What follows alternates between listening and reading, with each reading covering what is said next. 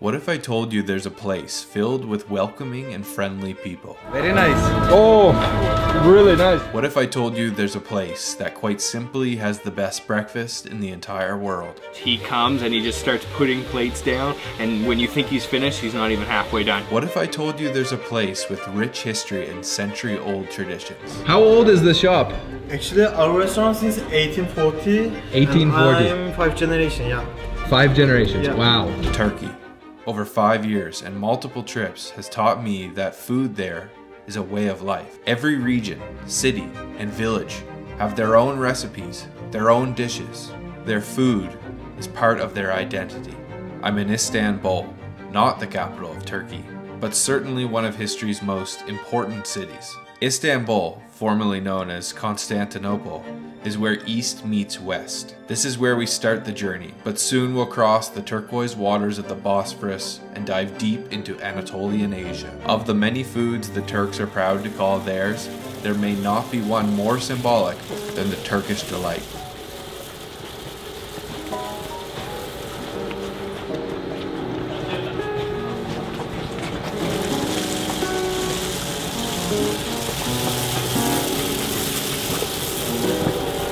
I'm here at Jaffar Arrol factory where they're producing all kinds of different Turkish sweets, but in particular lokum or Turkish Delight, one of the most famous, besides baklava, one of the most famous desserts of all the Turkish desserts. And Jaffar Arrol is a very famous brand that goes back many, many years. And we're seeing how they make the lokum. So here they've got a huge machine that's churning cornstarch and sugar. It's basically just a syrupy mixture, sweet mixture, and then he takes a huge couple bucketfuls of pistachio and then pours it right in there and mixes it with the pistachio. There's all kinds of different flavors of lokum, like hundreds of different flavors, but we're seeing how they make the pistachio filled ones, and really cool to be inside the factory here and see how it's done here at Jaffar Arrol.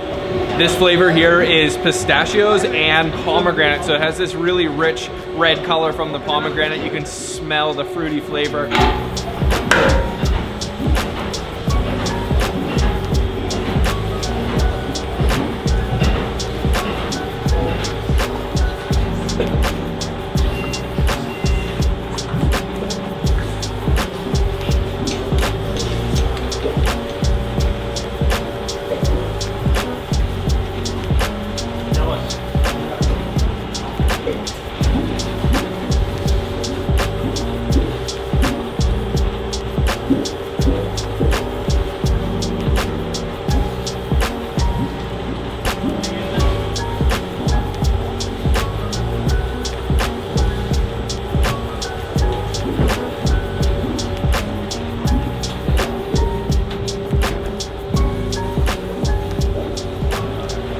So the pomegranate pistachio lokum is finished. He's just poured it into this tray that's got a bunch of powdered sugar to help it not really stick to the tray.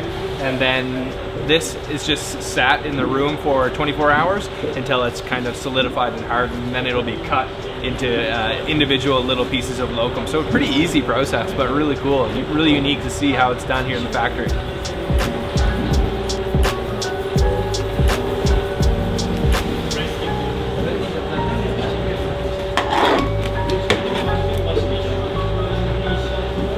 They have around 30 different flavors here at Jaffar Arrol, and this is holding all the lokum that's been cooled for 24 hours. So you can see a couple different flavors. This one here is orange. This one is just plain lokum. This is the pomegranate, red color, and then down at the bottom, the green, that is mint.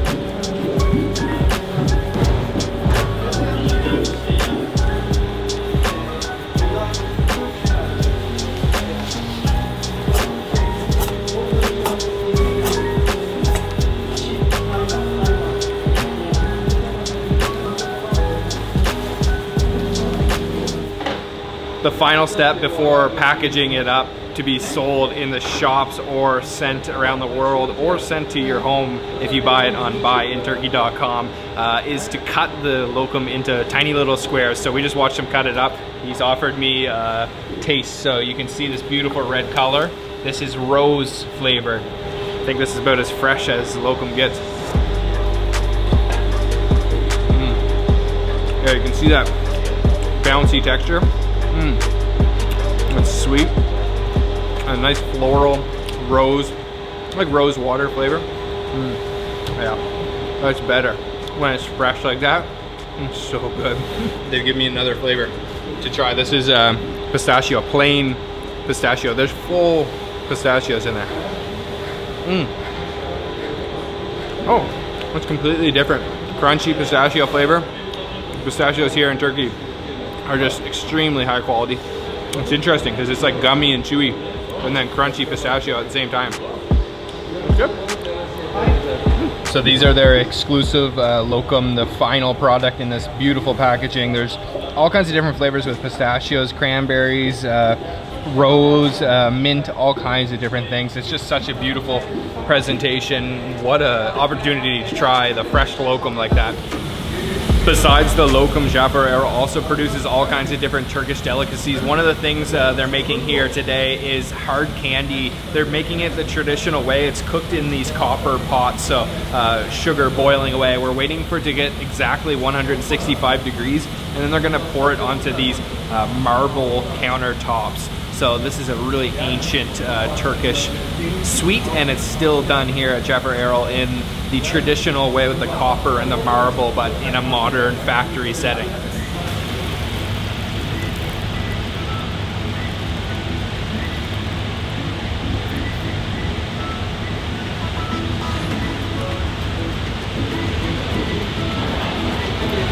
Okay.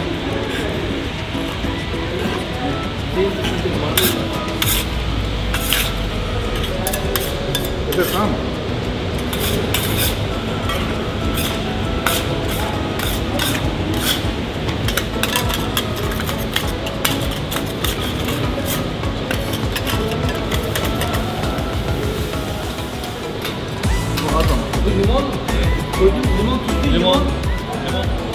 So after the sugar mixture cools on the marble countertop, it gets this really unique texture, like a taffy-like texture, and they transferred it over to this other marble table, and then they add the flavor. For this one, they're doing a lemon flavor, so they actually add a bunch of salt, lemon salt, and then natural lemon concentrate, and then now he's kind of kneading it and working it, getting all that flavor mixed in, and it's slowly starting to cool on this marble countertop at the same time.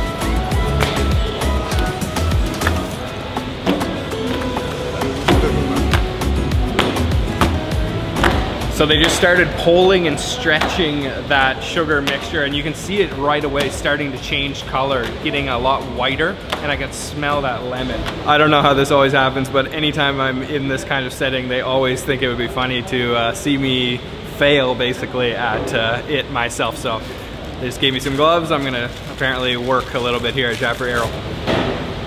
Yes, keep going? Okay. How much do I pull? Farther or?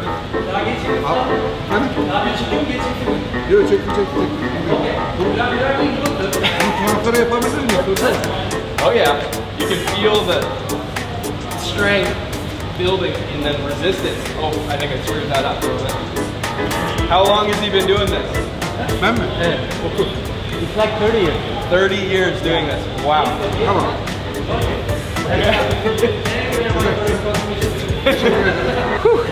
Sweating. There's no guidebook on how to make this. It's all about experience. 30 years he's been doing this. It's really like art. So it's kind of cooled down now. We've got one that's the plain sugar on the bottom, and then this is the lemon on the top. And they're gonna mix them together here. So lemon flavor in the middle, and then just plain on the outside. Look at that. That is beautiful. It's starting to look like some kind of a Christmas present or something. They're wrapping it up with that lemon flavored candy.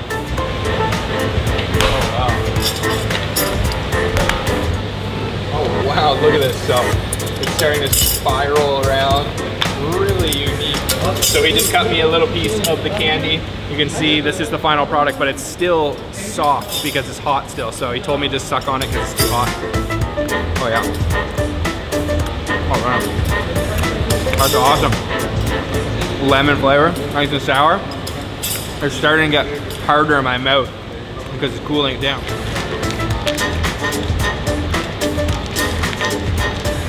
Am I trying to thin it out? You can really feel them starting to harden. I'm still chewing on this candy. How am I doing? Okay? Very well. Alright. What time tomorrow? They're really starting to harden up now, like candy canes. I think if I hit this on the ground, oh no, it's actually still a little bit bendable. I thought it was gonna crack because it's starting to feel like glassy on the outside. And look at all these over here. Wow. So cool. It's really satisfying to play with this stuff. I honestly would work here.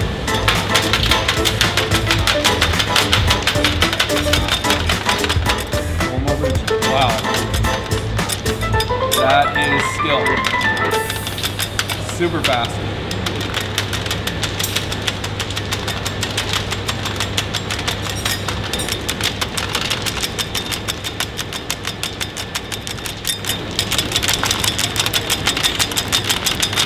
So now that they've cooled down enough, he can chop them into small pieces and just look at the speed.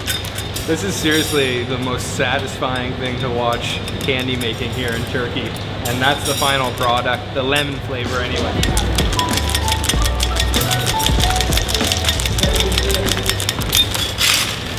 All right, thank you. So this is the final product. You can see a little M there for Martin or Mustafa, the boss here. So this is nice and cooled down now. Yeah, now you can't chew it at all because it's nice and hard. So that's it for Jaffar Arrol factory. Such a cool place, really friendly people, and delicious candy. I'm still sucking on one now. We're gonna go check out their shop here in Kadıköy, Istanbul. Show you guys all the different things that you can buy for yourself on Buy in Turkey. I've come to Kadıköy on the Asian side of Istanbul, and this is where you can find Jaffar Arrol's main branch. There's many stores around Istanbul, but this is their main shop right in the heart of Kadıköy.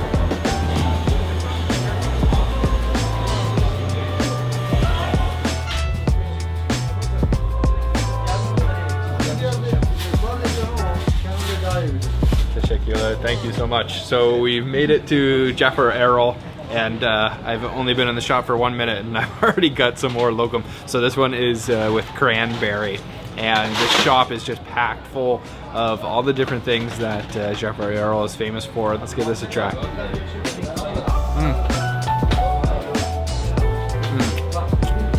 Now this one isn't as fresh as the other, so it's got more of a chewy texture. Some nuts in there. Really, really good actually. Check this out over here. So these are all the different types of marzipan, which is like a almond paste, and then it's shaped with, you know, all these different fruits. And then over here, we've got these huge jugs full of all those hard candies that we just watched him make. So there's the lemon one right there. This is like a Willy Wonka factory here, Candyland. All right, another sweet. I am starting to be sugar high. This is their almond cookie. They strongly recommended it.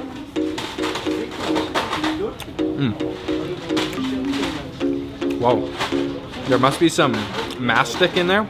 It's really chewy and gummy. It's a little bit like toffee, like. All right, guys, that is just a sneak peek of some of the things you can buy on buyinturkey.com. Jaffar Arrol is a really famous brand, as I mentioned. Since we're here in Kadıköy, we're gonna take you for a little bit of a street food tour because I've had too many sweets. I need something salty, so let's go get some real food.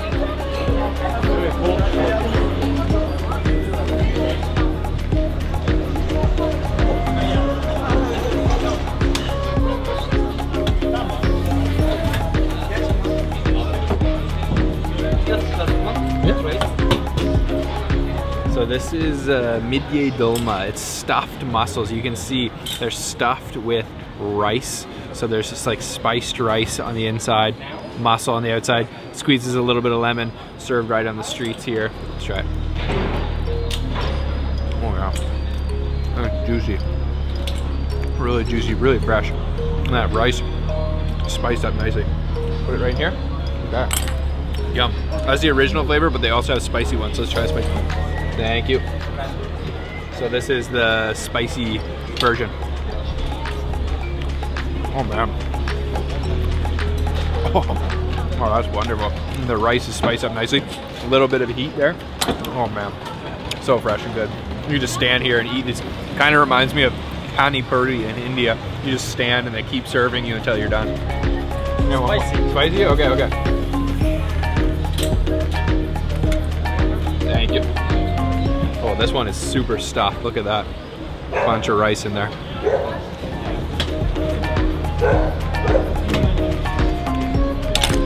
Perfect one bite. Midye dolma are always one of my favorite little street snacks, especially here in Kadıköy. They're so fresh, and I want something a little bit more filling though. That was just an appetizer, so I'm going to get some manti or Turkish dumplings. This shop is called Sila Manti here in Kadıköy. They have been around since 1969. I ordered up a big plate of the manti. So some people like to call it Turkish ravioli or Turkish dumplings. And you can see it's covered in a yogurt sauce with a little bit of a nice looking chili oil. Wow, there's a ton of those dumplings. And I also ordered a side of pickles, pickled beets, cucumbers, and chilies there. And this is just one of my favorite comfort foods here in Turkey, manti. Let's try these guys out.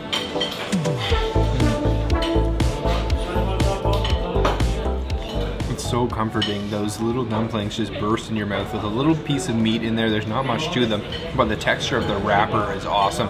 And yogurt sauce on dumplings might sound a little bit odd, especially if you're used to Asian dumplings, but let me tell you, it works. And the yogurt is served warm. It's got a little bit of a heat from that chili oil on top too. It just goes really well with the dumplings. I know it is a little bit of a strange combination, yogurt with dumplings, but I think it works really well. Pickled chili, chase it with one of these guys.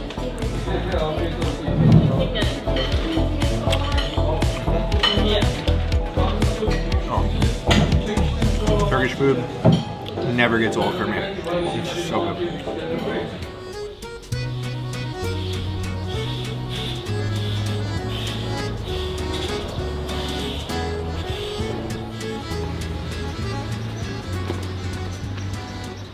Right here behind me is Hadrian's Gate. It's a symbol of Antalya, and it was built to commemorate the Roman Emperor Hadrian's visit to the city in the year 130. And you can see right in the middle here these two grooves that go along the pavement. This is the original Roman pavement, and those grooves are from countless pushcarts being brought in and out of the city for thousands of years. So this is a symbol of Antalya, and it marks the entrance to the Old City, which we'll be exploring a little bit later, but I'm gonna go grab some breakfast first.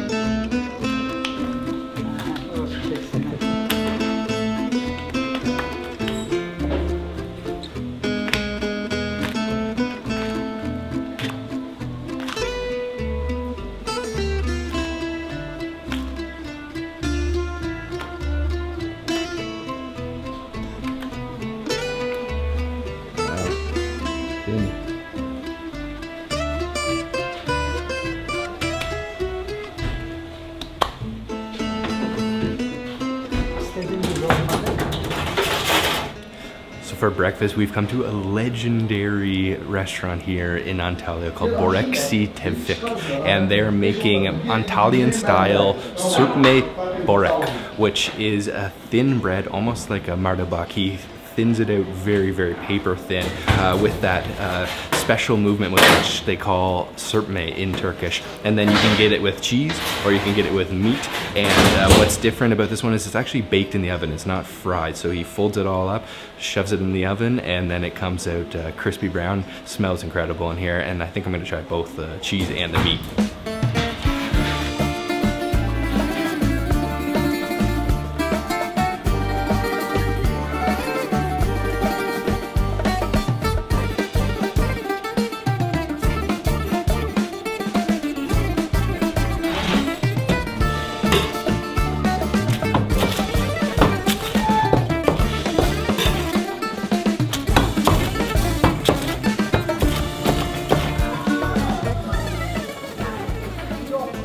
This restaurant has such a cool vibe. It's really hidden, tucked in this back alley, and it's been around since 1930, and Mr. Tevfik is a one-man show. He's making them all to order. They're all freshly made, and I've got both the different types that he's offering on his menu, which is only 2 different things on his menu, and chai. So the first is the meat. It looks like there's a little bit of parsley in there, and as I mentioned, this is baked borak, so it's got this beautiful crispy outside. You can see, I think it's beef with parsley, maybe some onions in there. And then over here we've got this beautiful white cheese on the inside. You can see that looks incredible and so thin and crispy. I gotta try this cheese one first. It's very, very simple. It's all about the texture of that really thin, crispy dough. The cheese has just got a slight saltiness, but it's actually not a strong cheese. I'm actually surprised at how mild flavor that is. It's really light. Let me try the meat one next. I think there's gonna be a little bit more flavor going on here with the onions. Let's try that. Actually, they go really well together, but I have to give it up for the meat one. You can taste lots of onions in there, a fresh parsley, nice juicy meat in there, really old school style borak, and I love the atmosphere here. Been around since 1930, so they're obviously doing something right. Here's an idea for you. Go for a little meat piece and top it on one of these cheese ones. I think that's gonna go really well together. I noticed this powdered sugar on the table, which I thought was pretty interesting. So I asked the waiter and he told me you can put it on this cheese one just because it's so light in flavor. So I'll put a little bit on there, or maybe a lot, and I think that's gonna make it taste really good actually. It's like sweet and savory. Thank you so much. It goes perfectly with the chai. Oh, that's hot. I gotta give it up for the meat one too. The cheese one's a little bit plain, but with the sugar it definitely adds another level. And the price about 100 for the 2 borak and 2 chai. So it is a little bit kind of pricey, but if you think about it, he's doing it all by himself, so I think it's totally worth the price. And that was just an appetizer today, so I'm gonna keep going and eat some more Antalyan specialties.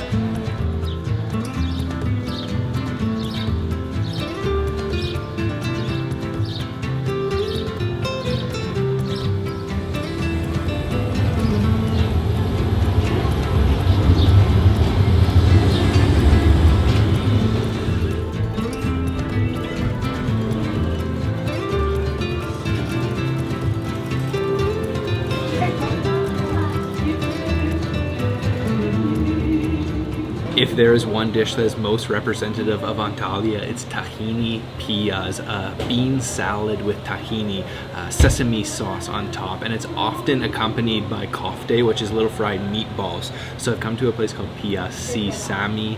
It's serving and specializing in the piyaz and kofte, and this restaurant, once again, very old school. The decor in here is really cool. All these old Turkish things in here, really nice atmosphere, and ordered up some kofte to have with piyaz salad. Here it is, Antalya's famous tahini piyaz salad. So it starts with some beans, and then he slices up a boiled egg on top of that, and then puts some tomatoes, and then absolutely drenches it in tahini, sesame paste. And then on top of that, some olive oil, some lemon juice, and some onions, and then a little bit of parsley on top. It's a beautiful looking salad, and then served with a side of some pickles, lemon, and chilies. Here are the kofte. This is not an Antalyan dish particularly, but you can find it all across Turkey. It's just commonly eaten with the piyaz salad. So little meatballs, a little bit of, looks like cumin on top, parsley served on some bread, some grilled peppers on the side, some tomatoes and onions, and then this is kind of cool.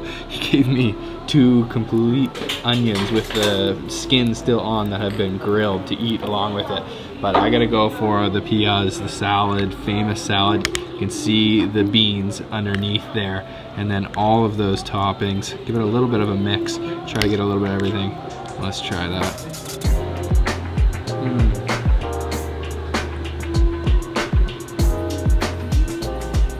Wow, that is an absolutely lovely salad. It's so light and fresh tasting, and the beans are served warm, almost hot. So it's not like a cold salad. You get the crunch from the fresh onions, a little bit of sourness from the lemon, but really the dominant flavor is that nutty aroma from the tahini, that sesame paste on top. Oh my, that is much better than I actually thought it was gonna be. That is really, really addicting.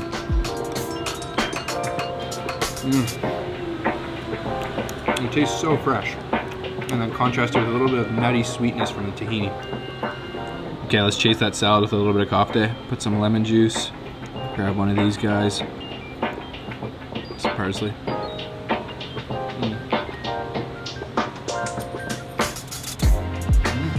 Nice flavor of cumin on there. Really, really juicy on the inside. And yes, it does accompany this salad really good because this is such a fresh, light salad.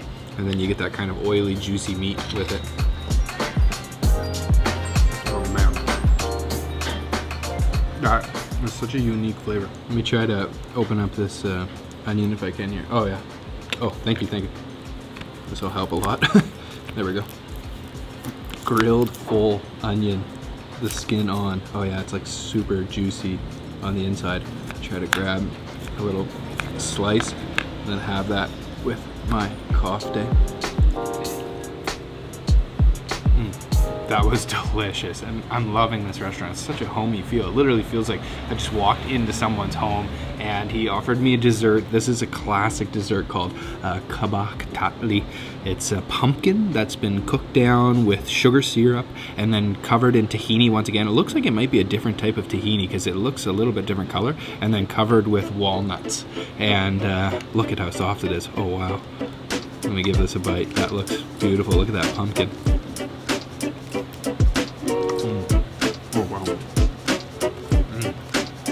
That is delicious. It reminds me of pumpkin pie and really just brings back memories of like Christmas to me because the flavor of the pumpkin with a little bit of cinnamon in there, I believe. It's definitely a different tahini. It's much sweeter, and the texture of the pumpkin, you can see right here. Look, my spoon just falls through it. I don't even need a push. It's almost like a pudding. The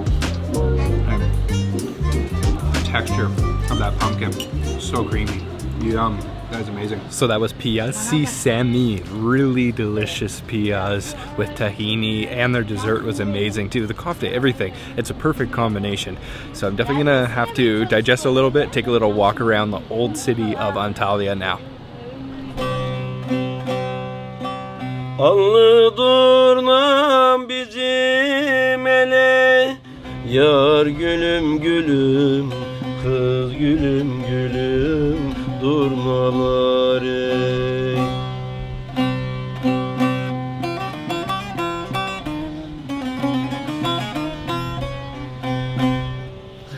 Thank you.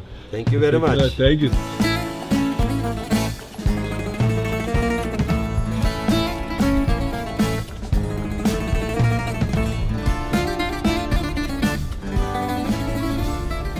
I've come to this little lookout point that overlooks the old harbor of Antalya. It was built in the 2nd century by the Romans. It's still a functioning harbor, but now it's really touristic, and I'm gonna take a little walk through the back lanes of Antalya's old city now.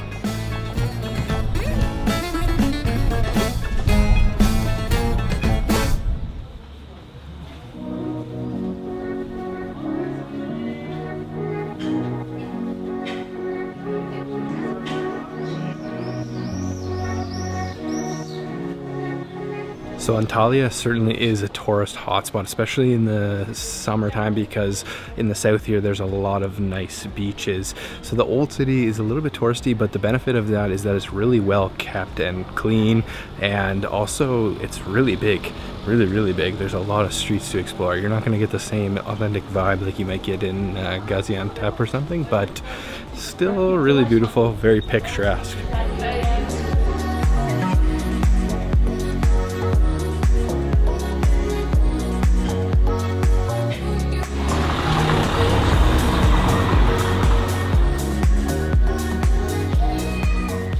One thing that's really cool about Antalya is it's a really big city, but there's beautiful beaches directly inside the city with incredible water. And let me tell you, after walking around that old town, I really wish I brought my swimming trunks because I would jump in there in a second.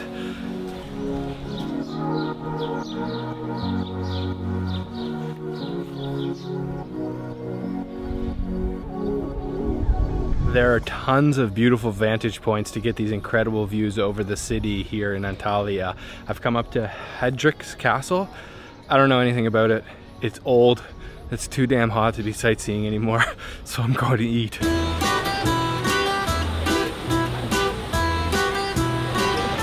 I just popped into a local favorite called Balik. They're selling different types of seafood sandwiches. So they have all kinds of different seafoods. You can get sea bass, shrimp, calamari, but I ordered sea bream, and it's just like a quick snack. They call it balik ekmek, so fish bread, fish sandwich. The sandwich comes completely bare, just with the fish and the bread. So there's like a whole station over here for topping. So I'm gonna fill mine up right now. Spicy. Pepper, pickles, maybe a little bit of rocket, onions, of course, generously, and I think I'll just grab a lemon and maybe a little bit of this red cabbage. There we go. This restaurant's just sprawling out onto the sidewalk, street food style. Go for a little squeeze. Some lemon. Oh yeah, that's gonna be good. Nice crispy sea bream. Let's try.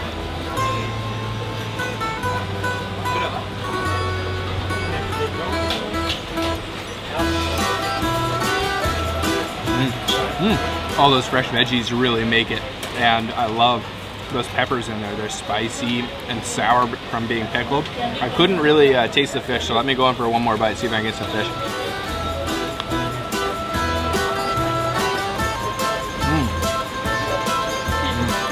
Got a nice bite of the fish there, super crispy still and very fresh tasting. I love the style where you can just dress it yourself. It's like Subway sandwiches, but do it yourself, add as much toppings as you want. I didn't really expect much, to be honest, because when they serve it to you, it just looks like nothing, fried fish in bread. But with all those toppings and that really soft bread and crunchy fish on the inside, that's super satisfying. A really good on-the-go snack. Definitely recommend this place. All the information for the places I'll visit today are down in the description box. If you want a quick, cheap sandwich to fill you up with some fresh seafood, definitely recommend.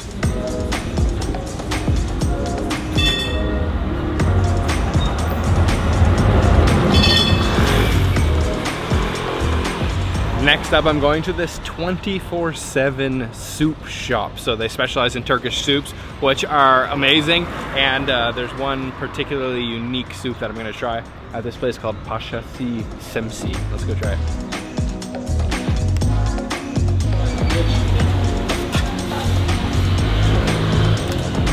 Oh, the feet.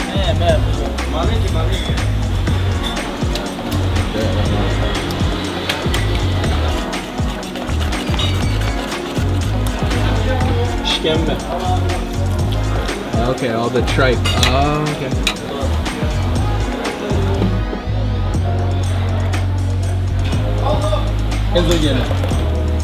Anadolu'ya götür bundan, paket götür. Good. This restaurant also serves kofte and different kebabs, but they specialize in the soups. So you can see their soup menu here is extensive, and they've got all kinds of unique ingredients in the soup. So they've got kelle pacha, which is the one I've come to try today, which is the head meat, so sheep head. They've also got trotters, tripe, and then lentil soup is very popular too, and then typical ones, chicken soup, and all kinds of different soups. There's so many, he was just showing me them all, but I'm gonna try the famous kelle pacha, which is the sheep head pacha. It's kind of like a soup, a thick soup.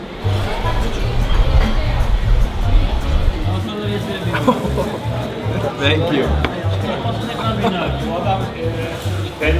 So this is hot butter that they're pouring on top of the soup. Whoa, that smells incredible. Nothing healthy about it. Thank you. Kelle pacha. So he just poured the hot butter on top of it. You can see in here we've got cream. There's this thick cream, and then all of that head meat, that sheep head. And look at that burnt butter on top. That smells so good. Wow, this soup looks incredible, and this is particularly popular here in Antalya. Besides the kelle pacha, I ordered the lentil with chicken, so there's like shredded chicken in there, and then that burnt brown butter all over top that they just poured on. And I didn't order this, so I'm not exactly sure what it is, but it looks like some kind of panini, maybe with cheese inside. But I'm gonna try the kelle pacha, the reason I'm here. This beautiful, thick, look at that, head meat soup.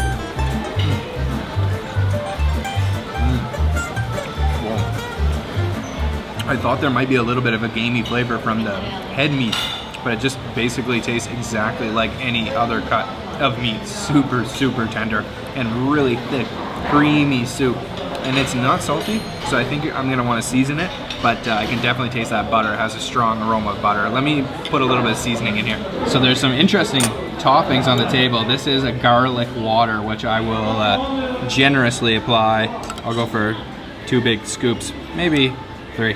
And then also some vinegar. It looks like maybe a special type of vinegar, I'm not exactly sure.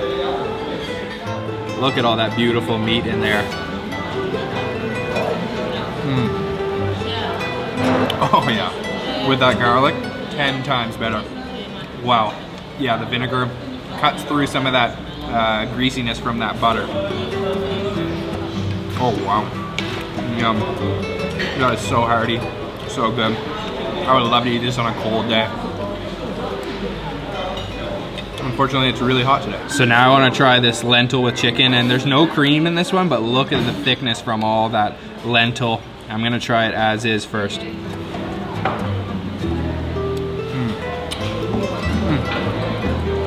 That is beautiful. That has such a nice, refreshing, natural vegetable flavor from those lentils. And then really soft chicken in there. And again, it's not seasoned, so it's not salty. It's just very plain. But the natural flavor of those lentils are incredible. And I don't know what to do with this, but first thing I'm thinking is I'm gonna dip it in this soup here. Why not, right?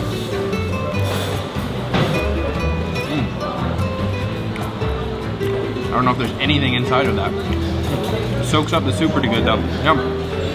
There's big chunks of fat in this kelle pacha, and I think I went a little bit overboard on the vinegar, but it still tastes really good. And this is a really famous dish here in Antalya. You can find it at all the specialty soup shops.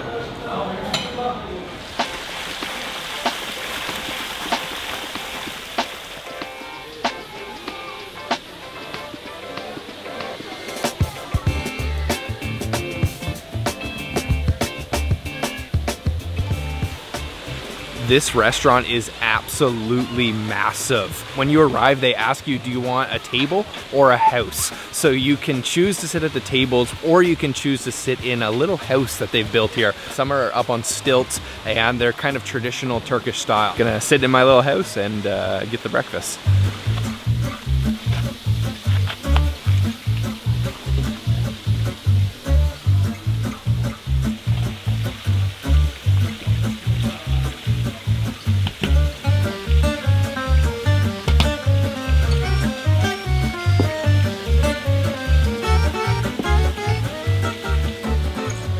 Turkish breakfast is more than a meal, it's an entire event. He comes and he just starts putting plates down, and when you think he's finished, he's not even halfway done.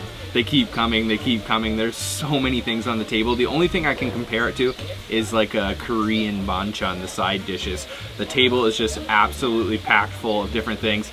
I'm gonna do my best to introduce everything. We've got several types of eggs. This is eggs with kavramali, which is a braised beef. Here is the famous menemen, so eggs with tomatoes and veggies, onions in there. This is sucuk Turkish beef sausage, spicy sausage fried. This is just regular scrambled eggs. Got some French fries here. This looks like one type of cheese. I think this is rose jam back here. I'm not exactly sure this one. It looks like fig jam. This is either cheese or butter, honey. Oh, I think this one's actually butter here. This is gonna be like tahini, I believe. I'm not sure about this one. We've got 2 types of olives, green and black olives. Another jam, probably strawberry. This is a Turkish red pepper and tomato paste. This, I believe, is like a type of walnut spread. Some dried prunes back here, and then a couple more types of cheeses back here, and then a little bit of yogurt, something else right here, and then this one is some walnuts that haven't even been cracked yet, so fresh walnuts, you can see them in there. Oh, they look like good ones too. And then a nice spread of veggies, my favorite kaymak with honey and topped with walnuts, and then bread. And that's it. There's only what? 1, 2, 3, 4, 5, 6, 7, 8, 9, 10, 11, 12, 13, 14, 15, 16, 17, 18, 19, 20, 21, 22, 23, 24, 25, 26, 27, 28, 29 things if I didn't miss one. Wow. They give you an entire pot of tea. So the top one has the chai in it, so go easy because it's super strong. And then the bottom one is just hot water. So you kind of cut it so it's not too strong. This one certainly catches my eye, the cavermali with eggs, so braised beef with eggs. Soft eggs with really tender meat. And it's quite salty too. Yum, that's good. Next up, world famous Turkish menemen. Yeah, that's one of my all-time favorite Turkish dishes with all those fresh tomatoes in there. There's some green peppers as well. Chase that menemen with a little sujuk.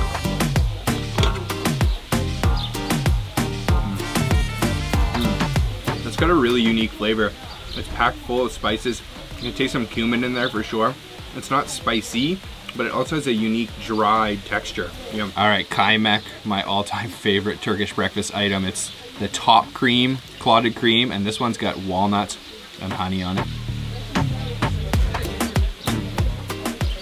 It's just such a natural dairy flavor, and then sweetness from the honey, a little bit of a crunch from the walnut. So there are 6 different things of cheese, if this is not butter, I don't think. No, these are cheeses as well. So these ones are almost like little mozzarella, I recognize. This one is gonna have some green onions in it. I think I'll go for this one, which is probably a sheep's cheese, and it's gonna be a little strong, I expect.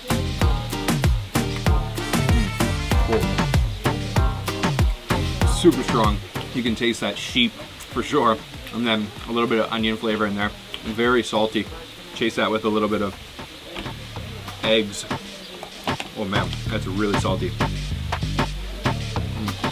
I love the mixing and matching. Chase something really salty like that cheese with some sweet jam, like this rose jam. Wow, tastes exactly like rose water. Super strong rose essence in there. Turkish walnuts are world famous, really high quality, and you can see that this one's got this nice white color to it. Honestly, if you eat this at like 10:30, 11, you're not gonna be hungry probably until at least dinner, maybe for the entire day. I love it. One of my favorite things to do in Turkey. I always do feel a little bit bad after a Turkish breakfast because there's no way you're ever gonna finish everything on the plate. And most places, if you do finish it, they come and refill it, so it's never ending.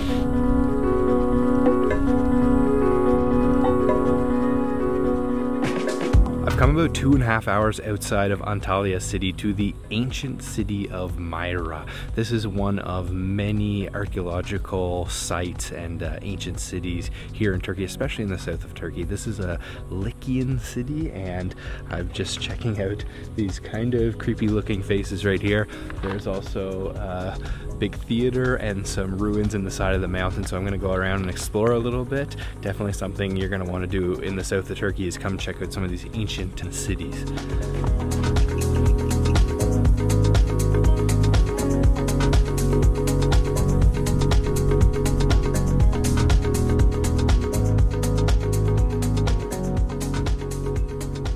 So behind me, built right into the side of this cliff face, are some rock graves, and I'm definitely not a historian, but I was just reading off the signboard that these date back to the 4th century BC. There's 23 of them, 10 of them are Lycian graves, and then 13 of them are actually ancient Greek.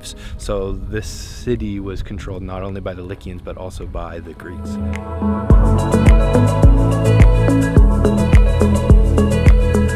There are definitely not as many tourists as you'll find at other ancient sites around Antalya here at the city of Myra, and it's 70 lira to come into the ancient city of Myra. I think it's worth it. This is really beautiful, really cool.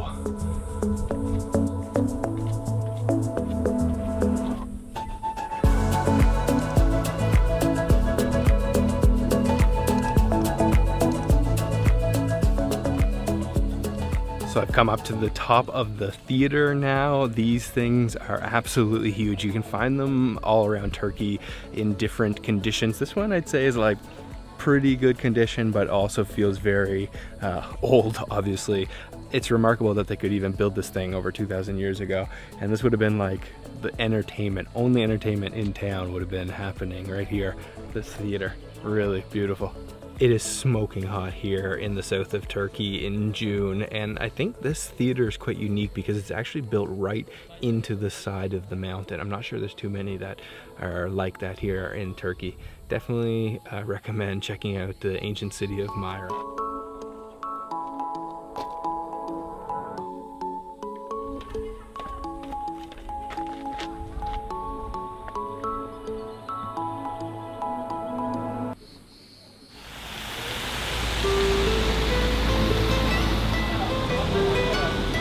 So I've just made it to the city of Afyonkarahisar, or otherwise known as just Afyon. This is not necessarily a popular destination in Turkey. It's kind of a transit hub, but I wanted to stop here today because there's one restaurant in particular that I'm looking forward to trying, really looking forward to it. So that's where I'm going first thing, just arrived. Let's go get a kebab.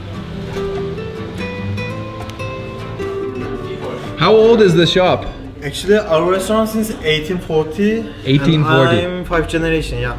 5 generations, Yeah. wow.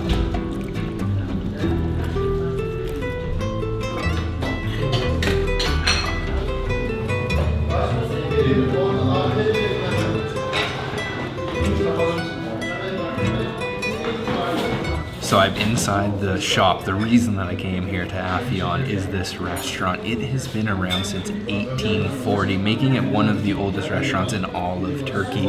It is currently in its 5th generation, and they only serve 2 items. One is the kebab and one is dessert. So it's cooked in this big vat of oil, and then it's served with some rice and some bread, and he dunks the bread right in the oil as well. And this recipe is almost 2 centuries old. They've just been serving this, so you know it's gotta be good. Without even tasting it, I can tell it's gonna be so ridiculously tender. There's pieces of fat in there. It's served with some rice, like almost like a pilaf. I can see a little bit of carrots in there. Since 1840, I'm so excited to try this.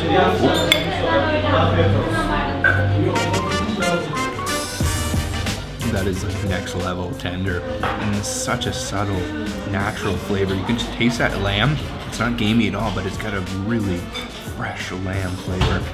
Let's try it with a little bit of some of this bread that he kind of dunked in the meat juices. Make a little bite there, a little sandwich. Oh wow. To say that melts in your mouth is a total understatement. It totally liquefies and it's so full of flavor. Look at, there's a big chunk of fat here attached to some of the meat. Pulls apart like absolutely nothing. Almost 200-year-old recipe. Can you believe that? That's crazy. They've just been serving this one thing for almost 2 centuries. That's crazy.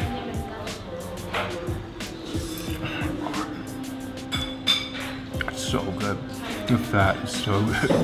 The atmosphere in this restaurant is just a feeling of nostalgia. Just feel the history in here, and the kebab is just to die for.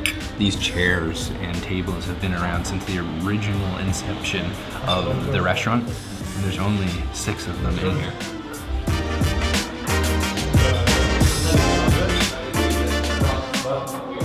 That did not last long at all. Just imagine 5 generations. Imagine your father, your grandfather, your great-grandfather, and your great-great-grandfather all eating at the same restaurant. That's how much history is here. You can just feel it sitting in here. I love it. Let's try their dessert next. This is the dessert. It's called kadayif ekmek, so kadayif bread, and then it's topped with a big thing of buffalo cream kaymak, and it's basically just bread that's been soaked in sugar. And this has been served alongside their kebab for almost 200 years. Look at that.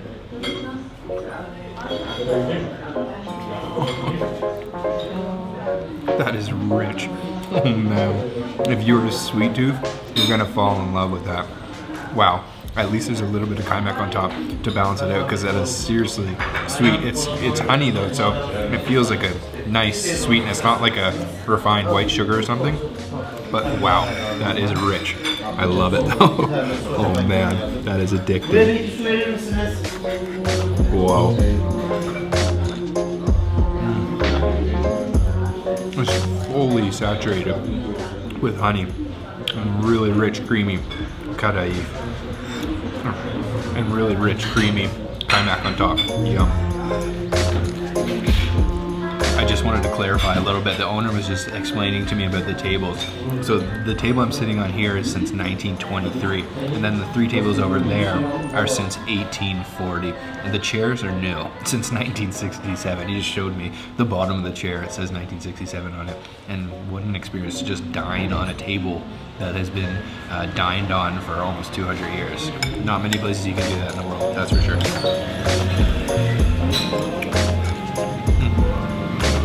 That is rich.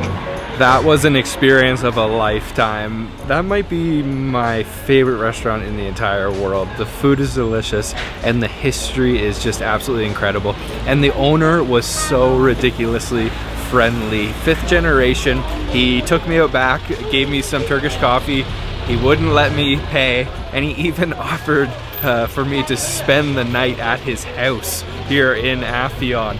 I do already have a hotel booking, so I couldn't take him up on the offer, but just so friendly, so delicious food, and what an experience. Afyon's definitely out of the way, but I'd recommend if you want to have one of the best kebabs of your entire life and feel the history here, you got to come to this spot. The information's down in the description box.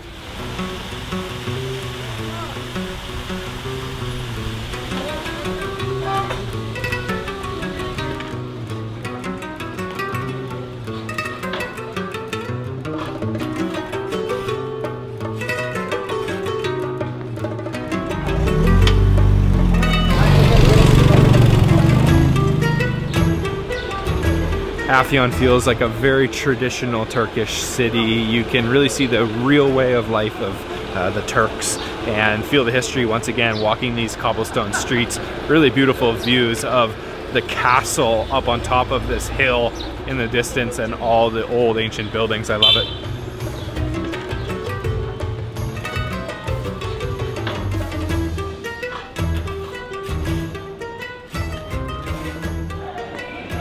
Popped into this really cool open space. It's like a shopping center, but also like these little cafes all scattered around for a classic cup of chai.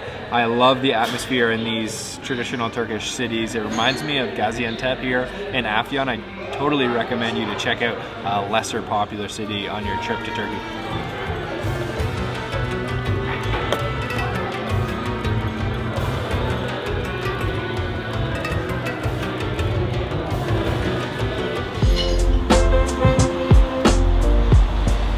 First stop today here in Istanbul is at Etham Afendi. So they are serving kahvaltı, which is a traditional Turkish breakfast, and they actually make most of their products that they serve with breakfast. So I'm gonna go inside, have a traditional Turkish breakfast today.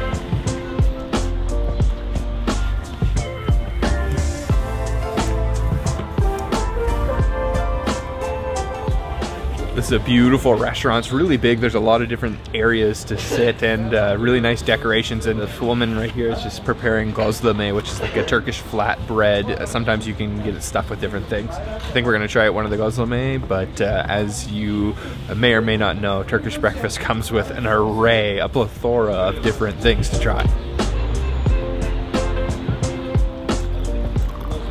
Turkish breakfast is not complete without at least a cup of chai, tea, or a cup of Turkish coffee. I went with both today, actually. Wow! Look at this. This is just the beginning. This is what I love about Turkey. Do you want it? Yeah, let's try it. Coming to this side, it's very traditional. Cheese,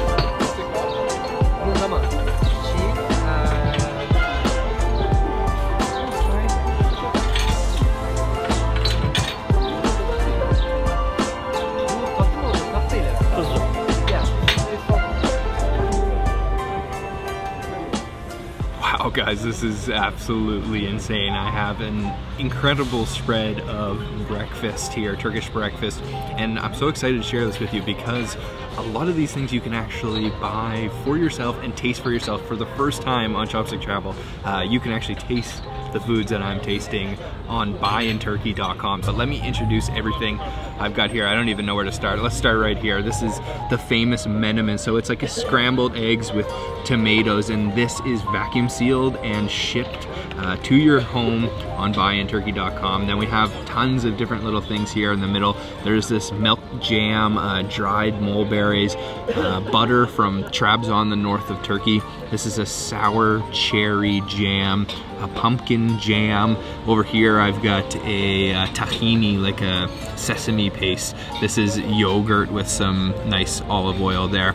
Bal kaymak, the kaymak cream, my favorite, with honey, and then some black olives back here. And I've got this, which I've actually never tried before. This is a famous dish in the north of Turkey. This one unfortunately is not available because they need to cook it, so you'd have to come to Turkey to try it. But basically it's cornmeal and cheese, and just look at that. Look at this. Look at that. That is absolutely crazy. There's no way I'm gonna be able to eat that much cheese. Another beautiful cheese with mulberry jam on top. This is another cheese. I think this is an unsalted cheese with some herbs in it. Back here is like a tomato and pepper paste with some crushed walnuts on top. We got two more jams back here, all available for purchase. This is a chili jam, which is really unique, and then a spiced cinnamon carrot jam. Fruit here, oranges, and also some vegetables, some cucumbers. All these cheeses, which you can get vacuum sealed, shipped to you. And then look at the size of that tomato. That's the biggest tomato I've ever seen, hands down for sure. Organic tomatoes, and then some green peppers on top. Let's dig in. Let me just start with a cheese here, remove this dill, and this cheese underneath is my favorite. It's like a string cheese. Very mild, not a strong cheese at all, and very fresh tasting. Some fresh bread, kind of shaped like a donut here, but it's not sweet. Oh, very, very hot. Feels like it's been fried too. And I'm gonna try this with some of this beautiful cheese and mulberry. Look at that. Such an amazing spread.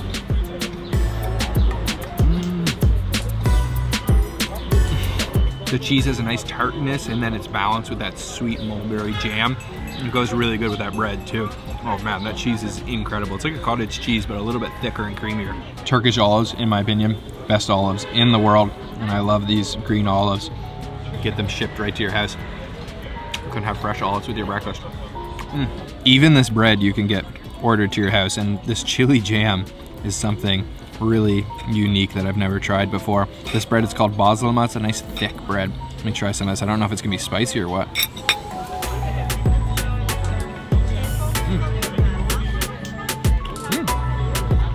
There's no spice, but it's got that really strong chili, smoky flavor to it. And that bread is so fresh and good. I could eat that by itself. Okay, this tomato is absolutely massive. Look at the size of that compared to my head. It's almost the size of my face. It's the biggest tomato I've ever seen. And I don't know if this is the right way of doing this, but I'm gonna take a little bit of yogurt and put it on my tomato.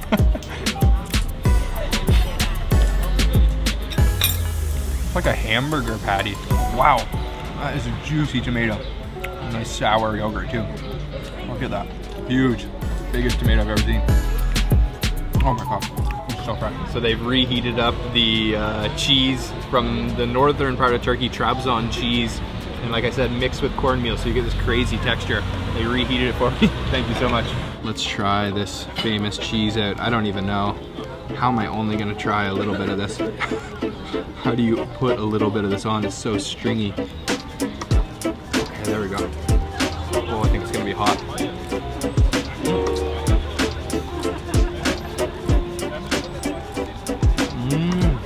It's actually not overpowering. It's not like a super salty cheese. It actually tastes really light somehow.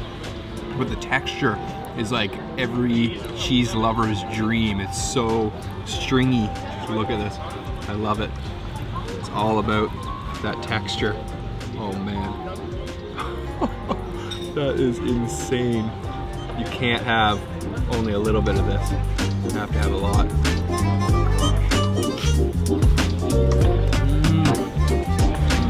There is just too many things to introduce everything. Here's the gozleme, it's cheese and spinach inside of this one, the flatbread. Just wow, so many different things. Little dried mulberries. You can just sit here and munch all day long. It's unlimited, so they'll keep bringing it. Oh, there's cheese in there. That's good.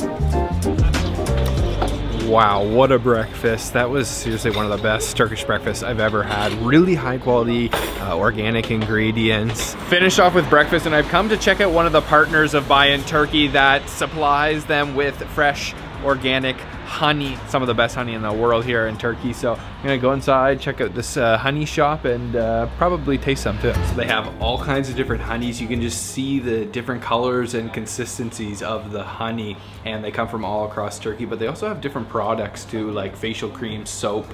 Even I saw some honey vinegar, which I've never heard of before, and they've just given me this one here to try. I think I'm gonna do a little bit of a honey tasting. This is called the Black Edition, black honey. Let me try that.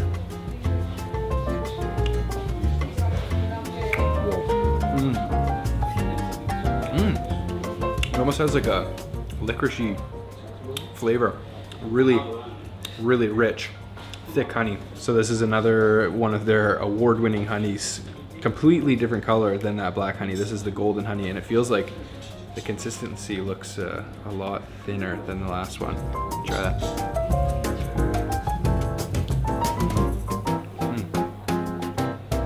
That one's fruitier. Completely different flavor. That's insane.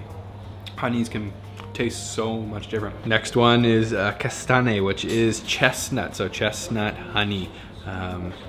Never tried that before. Let me try it out. A little bit. It's kind of like in between the two colors. Wow. It's totally different. We still get that sweetness, that thick richness, but that one's almost got like a slight bitterness.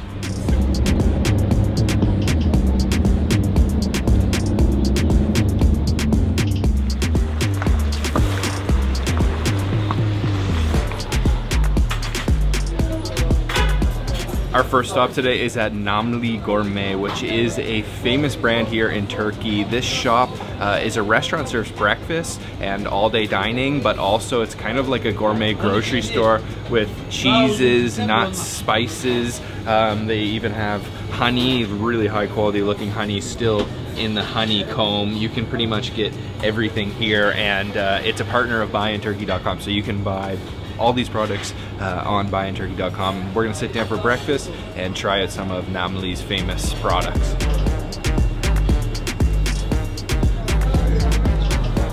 Huge breakfast spread once again here in Turkey. My favorite meal of the day every time. First off, a nice cheese platter. There's all kinds of different cheeses, smoked cheeses. This is Graviera cheese. We've got the bal kaymak, so top cream with honey. This is a beautiful plate of olives. Look at the colors in there. There's purple, green, yellow, red, and covered in olive oil and spices. Back here I've got a nice looking rose jam. You can actually see the rose in there. And then some eggs with kavrmali, which is braised meat. And then a little bit more cheese here. So I've got the halloumi cheese, grilled cheese from Cyprus with sujuk, the spicy beef sausage. Right here I've got lebne with za'atar, so cream cheese with za'atar, and then a nice little veggie spread with some tomatoes and cucumbers. Tons of different cheeses here at Namli, but I've got to try this one. I've never tried this before. It's a cranberry cheese, goat cheese, that's actually aged inside of the goat's skin. Wow, that is potent. I feel like I can really taste that goat. So you gotta be careful here in Turkey if you're not a cheese lover, because one cheese might look the exact same as the other, but the taste is completely different. Here in Turkey you have tons of varieties of olives. There's grilled olives in here even, but I have my eye on this purple olive. I've never seen that before. I've been told it's called a blueberry olive. Actually, it's not a very strong flavor. It's a really light olive, a little bit of saltiness, but it's not very sour at all. Definitely doesn't taste like blueberries, but it's good. This is the kavrumali, so it's like a braised meat with fried eggs here. Grab some, I think this is beef. That's delicious. Fresh, creamy eggs, and then that beef, so tender, it just falls apart in your mouth. Tastes like a roast beef, really soft. Piece of the sujuk with some grilled Cyprus halloumi cheese.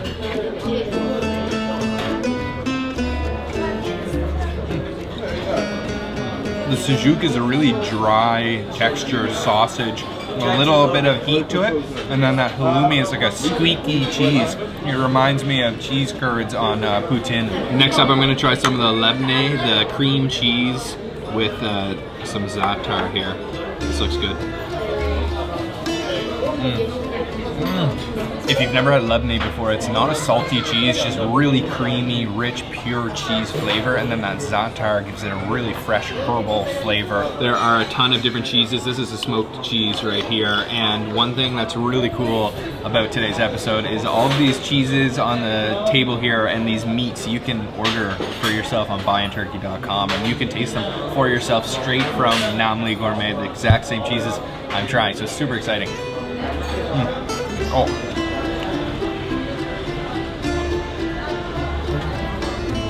So that was Namli Gourmet, and the next shop I'm going to is literally right beside Namli, and it's called Karaköy Gologlu, and it's famous for its baklava. So this is it right here. Let's go have some baklava.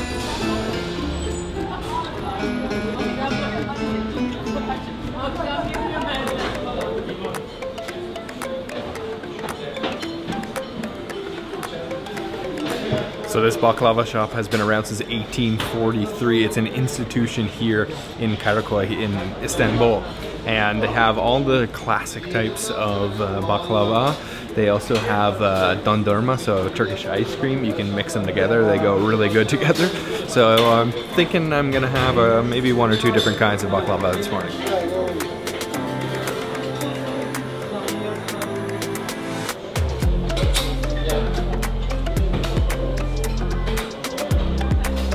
Definitely the most popular baklava is the pistachio baklava. They have the regular pistachio. They have ones that are shaped like almost like a hamburger, ones that are shaped like a piece of pie. They have rolled up ones. They have stuff with clotted cream kaymak.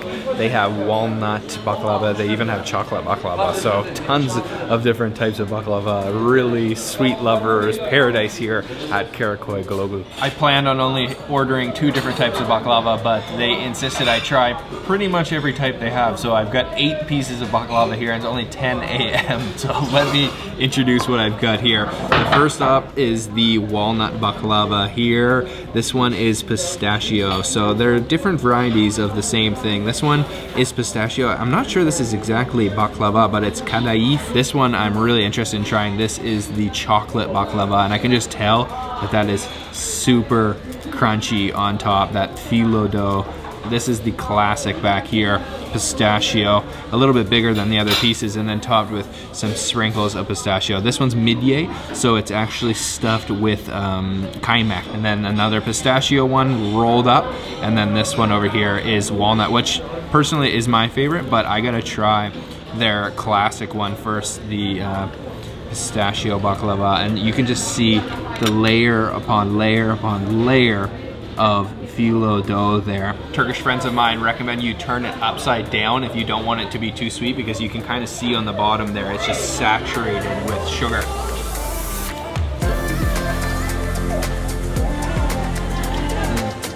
But I like it sweet. The fresh, nutty pistachio taste in there is overwhelming, and then it's mixed with that really strong sweetness. That is quite sweet, and I love the texture. You can just see there is so many layers of that phyllo dough. A little bit of the crushed pistachios, but then also some bigger chunks of pistachios as well.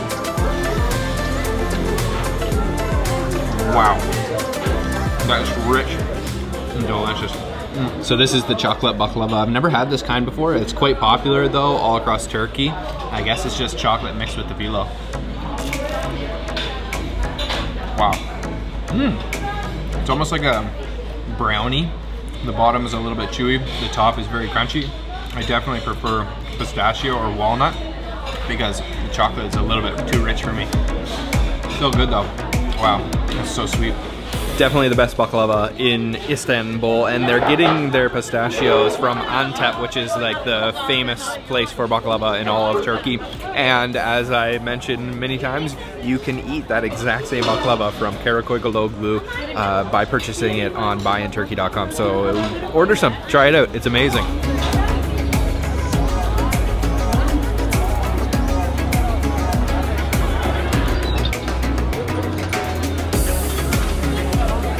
So I've come over to Eminönü, the old town of Istanbul, and some of Buy in Turkey's partners are right in the Egyptian market, or the spice bazaar.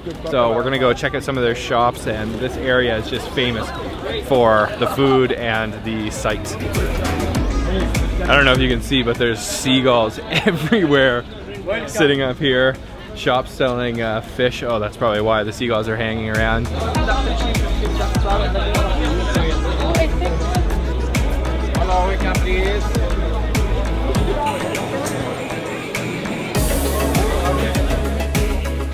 So my first stop in the spice bazaar is at a spice shop. So this is a 7th generation spice shop, and they have all kinds.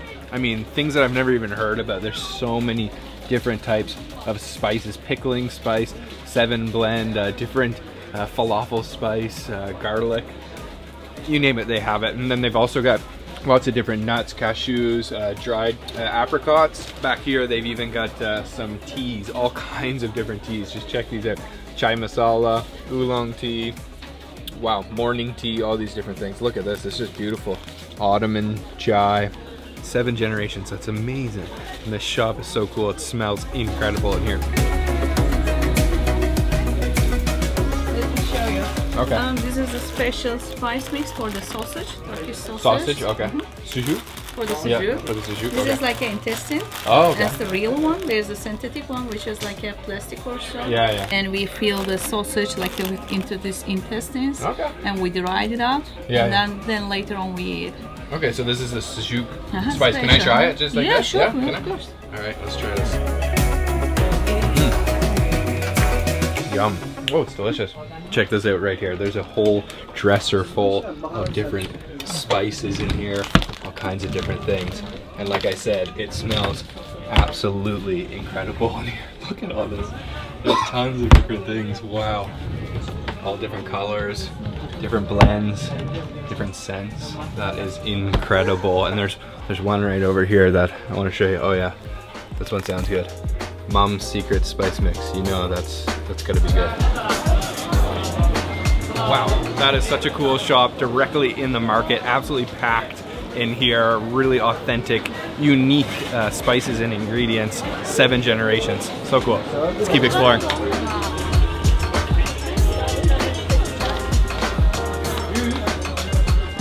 Apparently we are going for more sweets. Going for kunefe, my favorite Turkish sweet, but really heavy, especially after all that baklava, but no complaints. Let's go find it.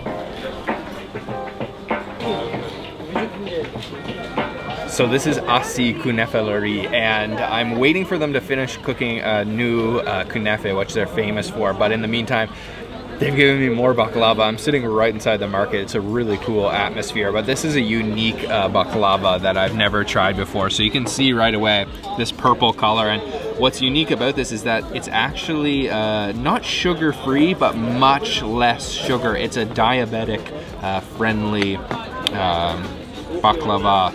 Apparently they patented this kind of recipe technology at the University of Istanbul. So if you are diabetic, this is the baklava for you.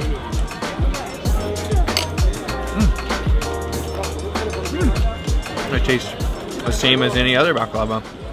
Actually, maybe even better. It's almost got a little bit of a fruitiness. Let's try their kunefe next.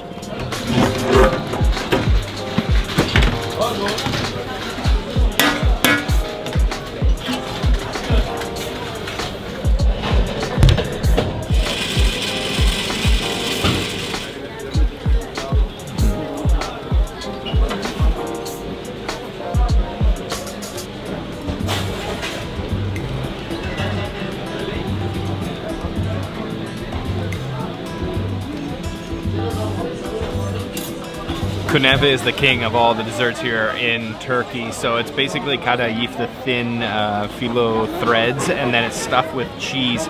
And then once he finishes frying it, he completely drowns it in a sugar syrup and then sprinkles some pistachios on top. So I've got mine right here, and you can see it's just swimming in that sugar syrup. And then also ordered it with some ice cream dondurma. So it goes really well together. Let me just try some of this by itself. Super crispy on the outside, and then you can see, look at that cheese on the inside. Beautiful.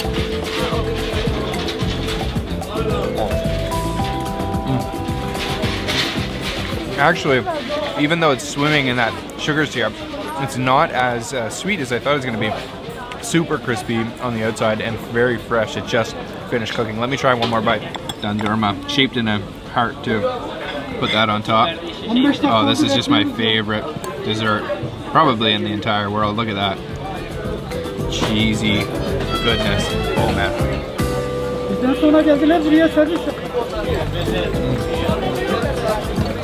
I love it. Buyinturkey.com dries it and then ships it, and then you can just add the sugar syrup at home. There's instructions on how to do it. So you can even have this exact one from the market here in Istanbul. Really, really good.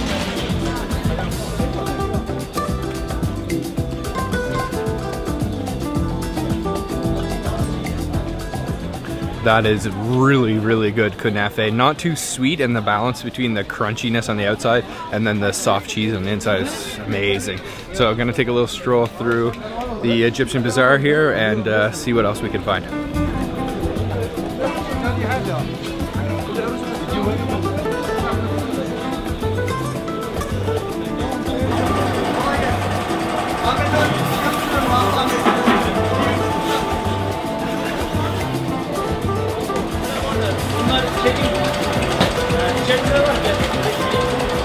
This shop behind me called Nuri Toplar, they're selling Turkish coffee, and let me tell you, the smell inside that shop is absolutely incredible. Super popular, busy, selling bags of Turkish coffee, and of course, once again, you can buy that on Buy in Turkey, and let me tell you, it smells incredible. It is absolutely crazy in here, so busy with people buying their Turkish coffee. There's nowhere to actually sit and have a cup of coffee here, but I'm gonna go to a cafe nearby and have some.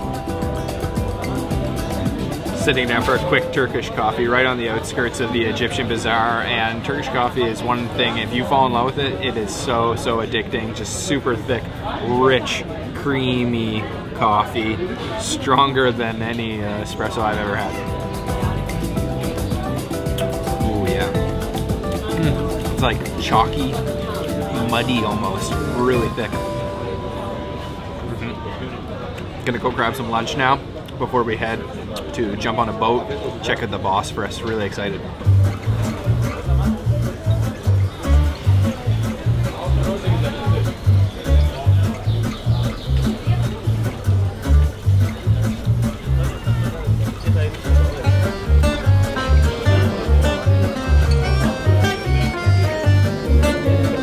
For lunch, I've come to Hamdi restaurant. This is a beautiful restaurant with an incredible view over the Bosphorus and Eminönü, and they serve typical Turkish fare. We're gonna fill up before we head onto the boat later, and just the views are incredible of the mosque and the Bosphorus, and also Galata Tower off in the distance. So beautiful, wow.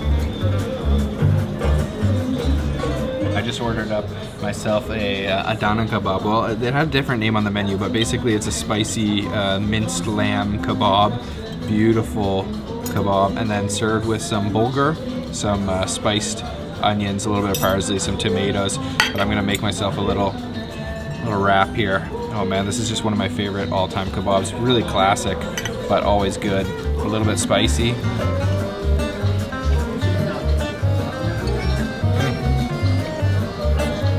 Actually, that's got quite a bit of heat to it. Definitely not the best Adana kebab I've ever had, but definitely the nicest view I've ever had with a kebab. Just relaxing before we head onto the boat. Yeah, this Adana kebab's a little bit spicier than the other ones I've had before. Have it with some of this bulgur. I love that bulgur. I call it like a calorie-free rice. Much healthier. And just this view is what makes this place amazing. Look at this. That was Hamdi restaurant. Better view than food. Food not bad, but not great. So now jumping on the boat and heading for a cruise on the Bosphorus. Super excited about this.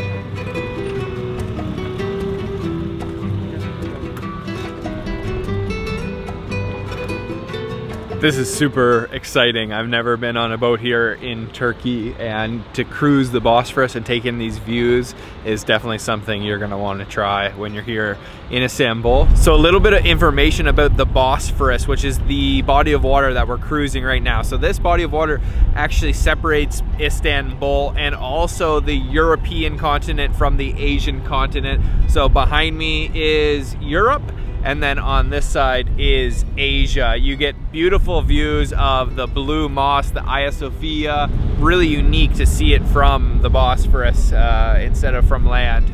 Loving the cruise. Weather is incredible too. A lot of the historic sites are along the Bosphorus. We're coming up on this big bridge here soon.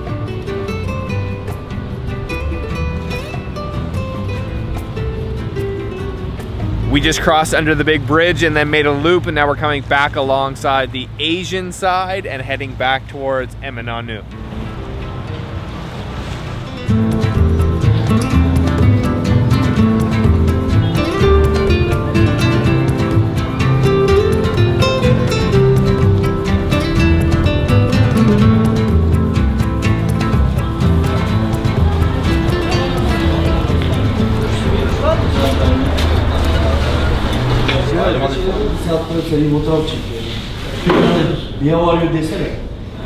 Our first stop today here in Bursa is at this really famous breakfast joint. This place is called Abdul Simit Frini, and they serve all kinds of different Turkish pastries. So I've got their classic, which is the simit, basically like the most popular street food you will see here in Turkey. It's sort of like the Turkish version of a bagel, but honestly it has more of a texture of like a pretzel, and you can see it's just completely coated in sesame seeds. They are cooking them fresh in a wood fire oven, and we are sitting on the street side with a nice little bit of chai. So let's give this a try here.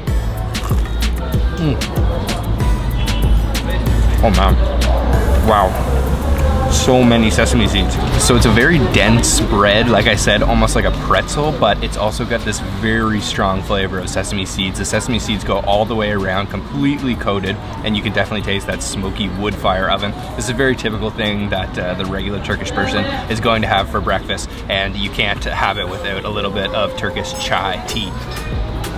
Oh man, really good way to start the day. It's called Üzümlü kek, and it's actually stuffed with cheese, and the owners here were really friendly. They gave us this one just for a free sample. Oh yeah, and you can see there's almost like it almost looks like a cottage cheese inside. So let's try that out. That definitely has a different texture than the simit and the pide tahini. It really is like crumbly and soft, and then that cheese on the inside is very savory. It's really nice. This bakery is awesome and just really popular with the locals. Thank you. Bye-bye. Bye-bye. That was a really delicious Turkish style pastry breakfast. This city of Bursa is very cool, right at the foothills of Mount Uludağ, and it's just a ferry ride away from Istanbul, so very easy to get to, very historical, and lots of good food. So we're heading now to the market.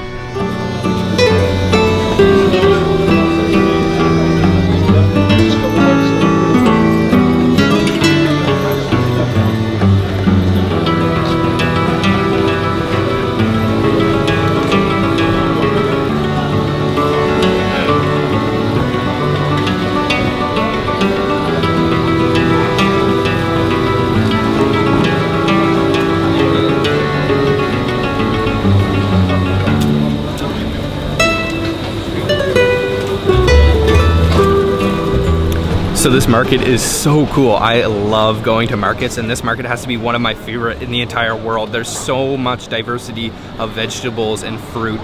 There is honey, there is nuts, dried fruits, dried vegetables, all kinds of herbs and spices. Really everything is here, and all the vendors are very, very friendly. Yes. Yes, normal BI.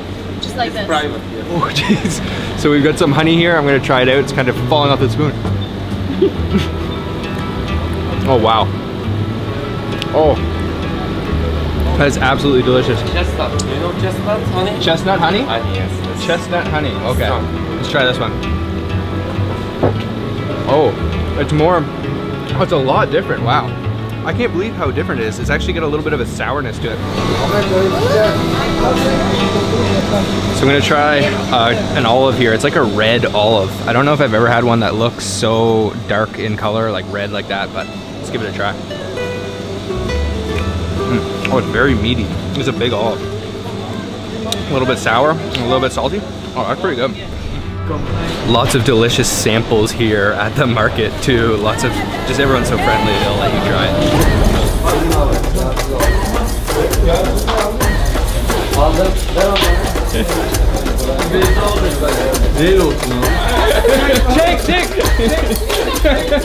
We are sitting down now at Kardesler Jantik. The owners and the workers here are extremely friendly. They just gave us the full demonstration on how to prepare the Jantik. So we saw them putting it in the oven downstairs, and then we saw them preparing the meat and the mixture that goes on top of the bread upstairs. And what that is basically cubed beef that has been mixed with tomatoes, a little bit of thyme, some salt, and I think onions as well. So we've got ours here. It looks really good. It's kind of like a mini pide that has been stuffed full of all of that minced, spiced beef. And then on the side, we've got the classic Turkish drink ayran, which is like a sort of like a savory, salty-ish yogurt drink. It's very interesting. I haven't had it in a long time, but this looks really good. I'm ready to dig in. Okay, let me rip a piece of the Jantik off. Make sure I get lots of that filling, and this just smells so good, and it's nice and fresh. Let's try that.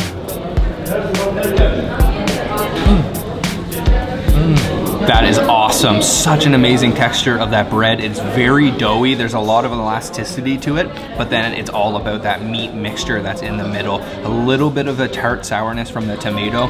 Very like beefy, and then very oily, and then rich in those spices that they put in, which is mainly just that thyme. It gives it sort of like a fresh herbal, sort of floral kick to it. And let's wash it down with a little bit of this ayran. Oh yeah, that is just how I remember it. Very, very interesting. Sort of somewhere between sour and salty, and very cold and refreshing.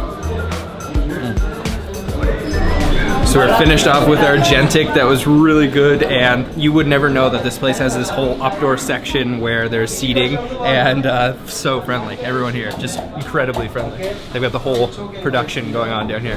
One of my favorite things about Bursa is that it's a very compact city, so you can easily walk. And we just walked maybe 2 minutes from the market to Kozahan, which is the old silk market. It's in this big square structure, very typical Ottoman architecture. It's the old silk market, so they used to sell silkworm cocoons here and textiles, and nowadays it's kind of packed out with all these cafes. There's lots of little shops selling silk items, and then there's also a mosque in the middle. It's very beautiful here, very peaceful with the birds singing and all the trees.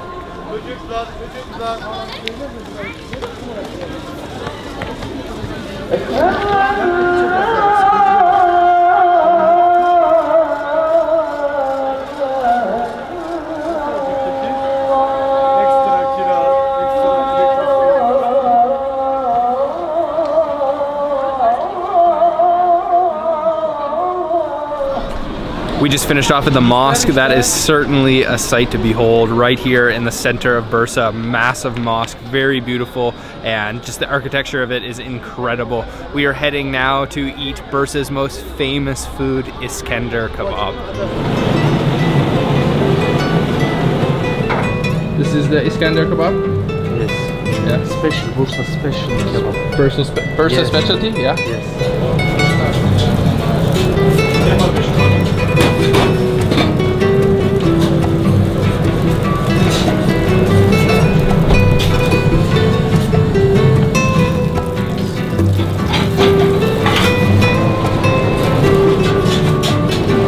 We are at the Iskender Kebab restaurant, and you can see right behind me here the big kebab on the vertical spit, rotating, cooking right on wood fire, and he is just carving this thing like a samurai with his big long knife.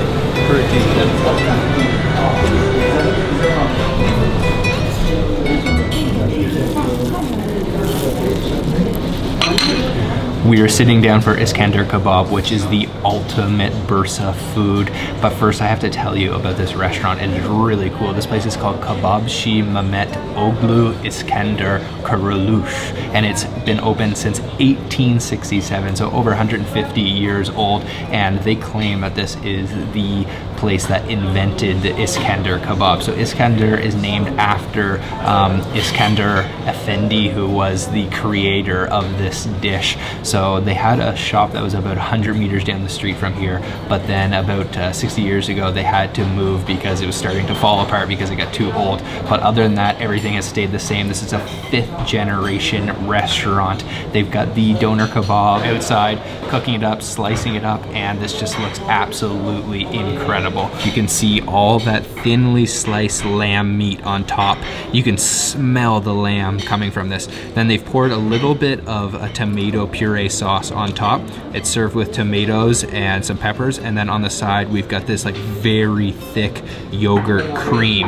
And then just when you thought things couldn't get better, they bring out bubbling hot sheep's butter to your table and pour it all over top of the Iskender Kebab. And this is all sitting on top of a thin sort of bread that has soaked up all of those juices. It looks absolutely insane, and I just have to go in right away and try a piece of this. So let me grab some of this lamb, and I gotta get a piece of bread underneath, you can see there, and I'll get some of this yogurt and put it on top.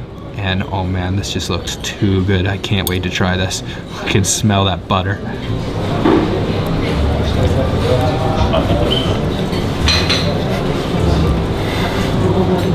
That is the perfect dish. There's no way that that can be healthy for you, but I don't care because that flavor is incredible. Such a rich lamb, deep lamb flavor with a little bit of sourness from that yogurt. It kind of cuts through the oiliness of that lamb with that sheep's butter all over top of it. And then of course the bread on the bottom has just soaked up everything together. Let's go in for one more bite.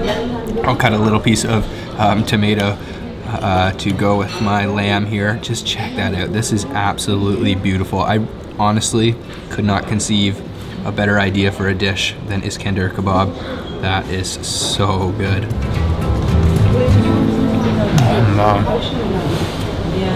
There are a ton of Iskender Kebab restaurants, of course, in Bursa. It is the typical food of Bursa, but this place is seriously famous. There are a couple other places that are very famous, but this is Iskender himself.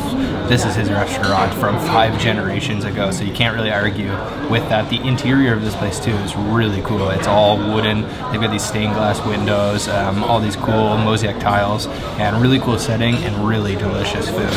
Honestly, this is just like my favorite food. I can't even think of anything that I would like better. It's got all of the flavors that I like, all of the textures that I like, and it is seriously just to die for. Wow, that was amazing. Definitely did not disappoint. I could eat that every day, but I'm sure I would be a lot heavier than I am now. We are heading to the Tahini Clock Tower now.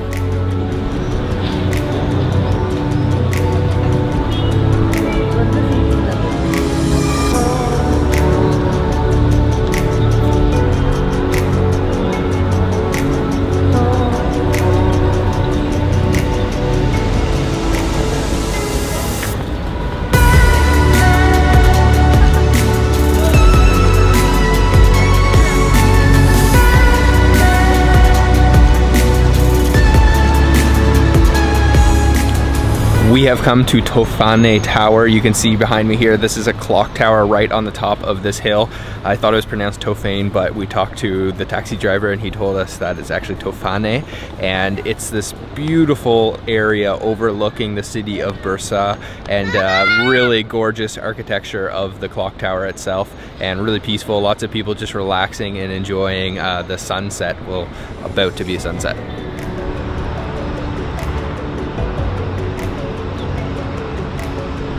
It is really, really beautiful up here. Amazing views over the city of Bursa. The clock tower itself is pretty cool, but honestly, I think the views speak for themselves. This is definitely worth it to come up here when you visit Bursa.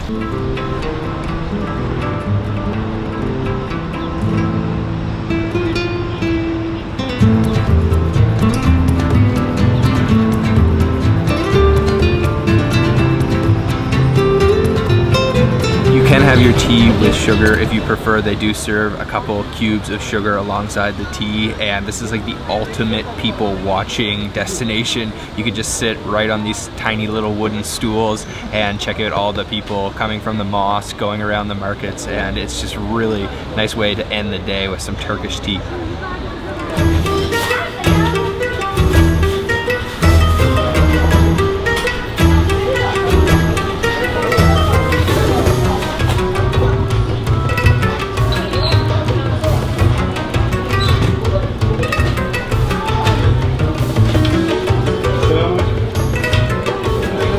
We are at our first stop for breakfast today, and we are having something called borek. This is the savory kind of borek. You can also get sweet borek, and we are at this really cool place called Osman Usta. This is directly inside the Kemeralty market, and we are sitting outdoors. Really cool setting, and we have our breakfast, which is the borek. It looks absolutely delicious. So basically the way that he makes it is he takes this dough, sort of like a phyllo dough, that he thins out using his hands, very similar to how they make roti canai or murtabak. We ordered ours with a specialty here in Turkey, pastirma, which is this salted, air-dried, cured beef, and then with egg and cheese. And then I can already feel how crispy this is going to be in my hands, so let's try it. Oh man. Oh, that is seriously good. The dominant flavor there is certainly that pastirma. It is very salty, but not overpowering. It's almost got a little bit of a tartness to it, but my favorite part is definitely the texture of that borek. It is very crispy, and there's sort of layers. So as you bite through the layers, they sort of get more of an elasticity to them the farther you go down. Very crispy on the top and kind of chewy further down the layers. Really delicious. I would recommend you get this kind with the pastirma in it. A little bit of a cheesiness to it. Definitely nice and savory. Finish off with breakfast. That was particularly delicious. I was really surprised because it doesn't look like much, but it's very flavorful. So we're gonna explore the bazaar a little bit more, and we are on the hunt for something very unique that I've never tried before.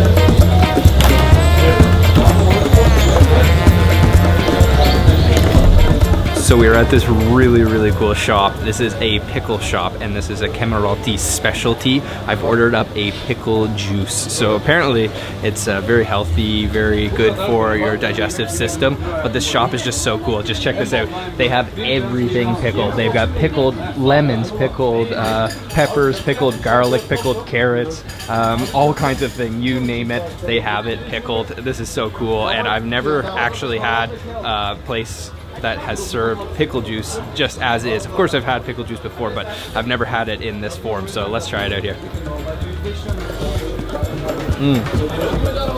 Oh man. Oh, yum. Whew. Yeah, as you can expect, that is seriously sour. That just completely shoots up your nose. It's definitely very salty as well. You can drink it down surprisingly better than I thought. I thought it was gonna be like really hard to stomach, but actually it's really smooth. And also, he puts a little bit of chili sauce in it, so there's a tiny hint of spiciness to it. And you can see too, inside, we've actually got two pickled, cucumbers, I think. Oh man, yeah, it's just like a dill pickle. Oh man, this is way better than I thought it was gonna be actually. Wow, that'll wake you up in the morning. That pickle juice was the real deal. Super refreshing and really energizing. Honestly, it's better than a cup of coffee. That really woke me up, and really friendly owners too. This market is super cool, really bustling, and we are just gonna keep going and get some more snacks.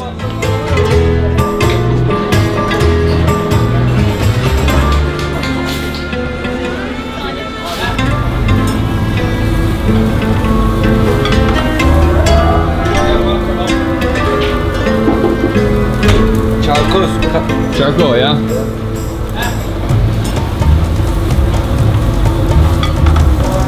Beef lamb mix. Beef lamb mix. Yeah. Oh, okay, yeah. This is for Iskandar? Yeah, Iskandar. Rosta Iskandar. Turkish Iskandar kebab. Test. Oh, so this is a lamb beef mix. Alright, gonna try. Bye. Very nice. Oh, really nice. No good, no money. No money. No, I'll give you money. It's okay. It's really good. Delicious. You from? Canada. Canada. Thank you very much. Welcome. This butter. This is butter? Yeah. That's a lot of butter. That's why it tastes so good, right? Yeah.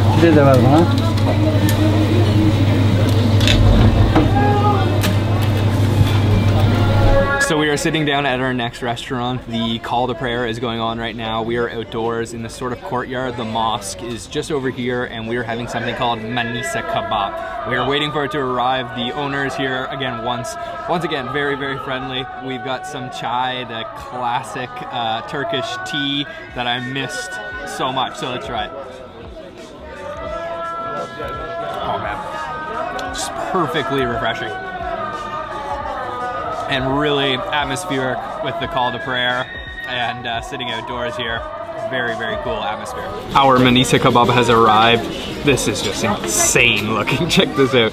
We have all of the little kebabs that have been charcoal grilled on top of some flat bread, and then it is served with tomato puree sauce, and then over here we have a yogurt sauce, and then back here some tomatoes and then some peppers, and it is just all smothered in sheep's butter, just drowning in butter. You can see it just coming out of that bread already, and this just looks absolutely insanely good. So I'm gonna cut one of these little kebabs in half, and the way that you eat it is you grab a piece of bread with a piece of kebab, and they've cut it up perfectly for you. Dip it in a little bit of that tomato sauce and a little bit of that yogurt sauce. And let's try that. Oh man. Oh yeah. Oh yeah. That is crazy delicious. So many flavors going on there all at once. That little bit of a tart flavor from the tomato puree, a little bit of a sourness from that yogurt, and then it's spiced with one of my all-time favorite spices, sumac, which is almost like a lemony herb. And then that bread just completely saturated in butter. Even though it's all coated in butter, it's not heavy. It doesn't feel heavy at all. It actually feels very light. And the flavors aren't that strong. I absolutely love this. This is seriously what dreams are made of. What more could you really want? Meat, bread, sauce. Doesn't get much better than this, folks. Oh man. This dish, I don't want to say it's my favorite because we have a lot left of Turkey to see and taste, but guys, I don't know if I can compare this to anything else. It is seriously above and beyond any other dish I've ever tried. There's so many flavors in there. This is my ideal food. So many sauces, so many flavors, bread, meat, juicy, just absolutely perfect.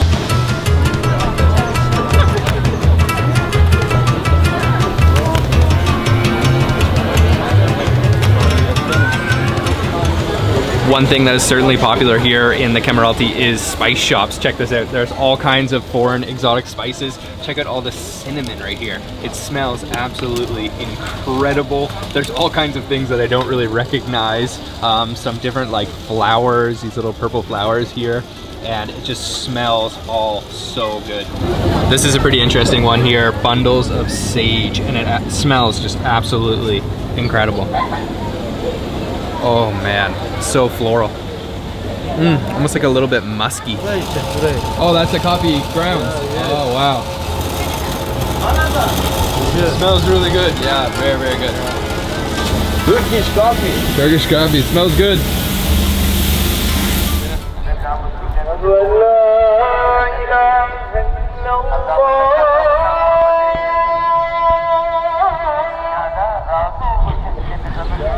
Just outside of the Kemeralty Bazaar is Konak Square, which is sort of like the center of the city here in Izmir. And at the center of the square is the Izmir Clock Tower, which is the symbol of Izmir. Unfortunately, it is under construction or renovations, and you can still see the top of it, luckily. We are right on the coast here, right on the coast of the Aegean Sea, and it is nice and breezy, really cool and relaxing, even though it is quite hot with the sun. And there is also the Konak Mosque, which is a very small mosque right here in the square. So a very nice place to hang out, people watching, and just watching the pigeons fly around.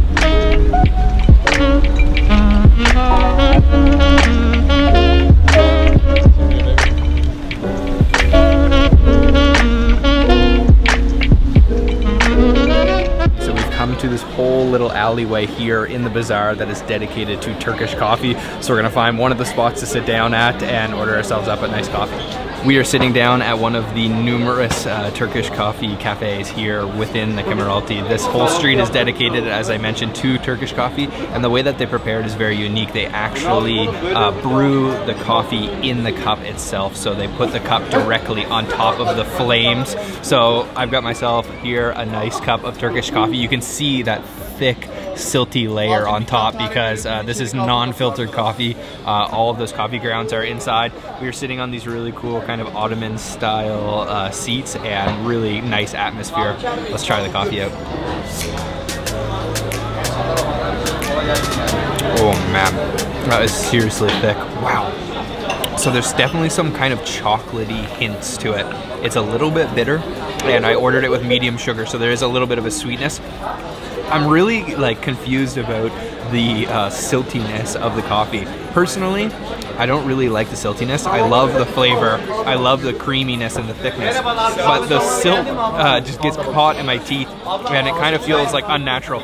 But I guess that's the way the Turkish people like it. It is very interesting, to say the least. Oh man, it is seriously creamy though. And perfect pairing for some Turkish coffee is some Turkish Delight, or called lokum in Turkish. So a couple of different flavors. I think this one here is just gonna be lemon. Let's try that. Coated in like a powdered sugar, kind of like gelatin, and a little bit of a sourness from that lemon. It's a nice pairing for the coffee, but man, this coffee is no joke. It is seriously thick, seriously strong, cooked right in the cup. You can see like the burnt parts of the cup right there. Oh man, it's like burning my fingers. Woo. Oh yeah.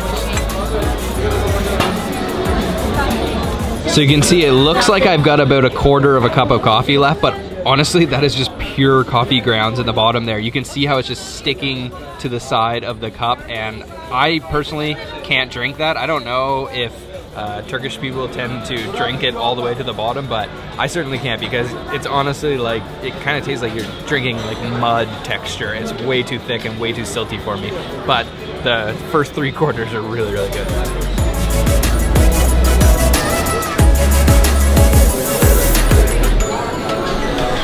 So we just finished off with our coffee, and literally we've been walking around here all day. This place is massive, and we are just now finding the covered part of the bazaar, which I guess is sort of like the central area. We didn't even know this really existed. We've been walking around all day, didn't notice it, but it's more touristy in here. Lots of little trinkets for sale, but still pretty cool to walk around. Sen kimseyi sevemezsin.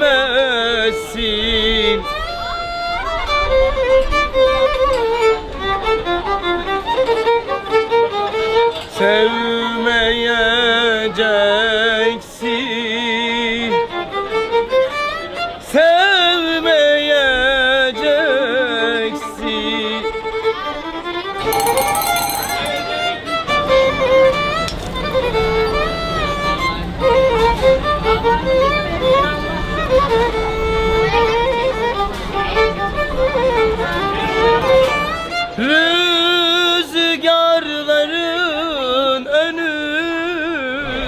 sürüklenecek, sürüklenecek. So we've got our dessert. This is called shambali. We are at a place that has been open since 1942 here in the Kemeraltı called Meşhur Hisaronu Shambali. And just check these out. These are semolina cakes that have been soaked, completely saturated in syrup. We ordered one with pistachio, and then it's stuffed with cream. And then this one is just the regular, but with a little bit of cinnamon on top. And let me tell you, this weighs a ton. This is like a brick. Also, I can see some walnuts kind of peeking out the side there. And this is a semolina dough, so let me try it out. This looks really interesting. Man, that is rich. Wow. That is seriously dense, very saturated with that syrup, but it's not overly sweet. The pistachio on the top gives it kind of like a nice nuttiness, and then that cream in the middle, it's almost a little bit of like a sour cream. It's got just a tinge of savoriness too, and man, that is heavy. You definitely can't eat too many of those. I love that though. That is awesome little dessert. Well, not so little though. My favorite part is definitely the cream on the inside. It's sort of cold, and then the outside, the semolina cake, the shambali itself, is a little bit warm, kind of room temperature. This is an Izmir specialty, and this place, Meşhur Hisaronu, is very popular within the market and very old, since 1942. Balı efendim, balı. Bereket versin, sağ olasın. Tarihiyiz efendim, balı. Macuncu.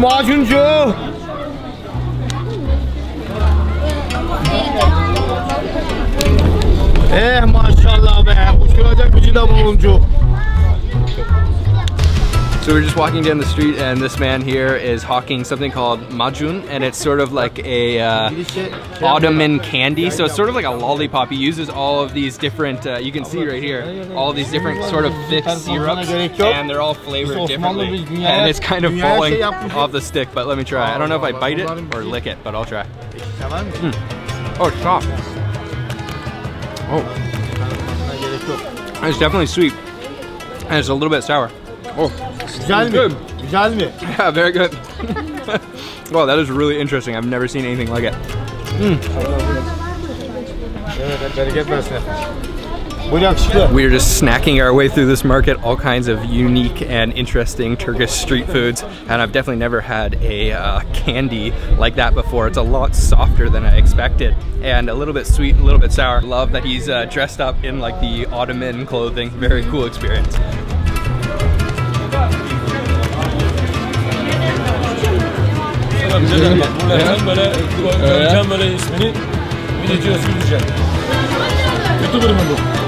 You can't leave Izmir without having some seafood, and this midye dolma is one of the specialties here.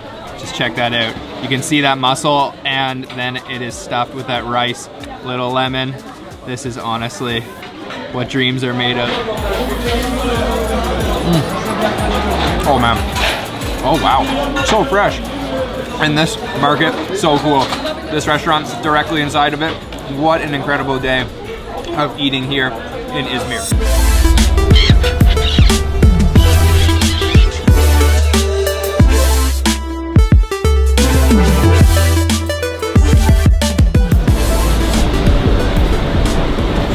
So for breakfast today, we are at a little restaurant called Lade's Menemen, and they are serving menemen, which is a Turkish style of scrambled eggs. And we just ordered ours up. It is absolutely beautiful looking. It is these super, super creamy eggs. And we ordered ours with Turkish sausage, which is called sucuk, which is a beef sausage made with cumin and spices. And then you can just see that this has been cooked actually inside of the bowl that it's served in. So I'm gonna mix that up a little bit. There's also green peppers in there and tomatoes. So over here, we've also got ourselves a chai. Gonna drop in a nice little sugar cube here. Mix that up. And of course, this is served with a huge mountain of bread, sort of like a baguette style bread. So another thing you're gonna want to do with this menemen is add a little bit of salt and pepper. So I'm gonna add some salt in here and add a little bit of pepper. It's not really seasoned before they serve it to you, so you're gonna wanna season it yourself. And this is just super, super creamy. Check that out.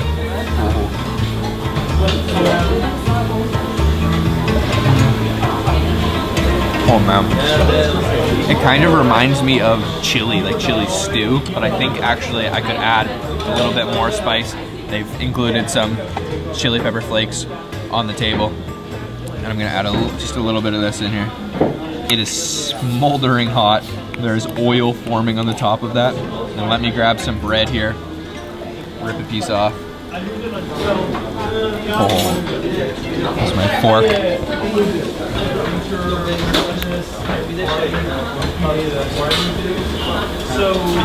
Oh man, that is such a hearty, kind of home-cooked comfort food.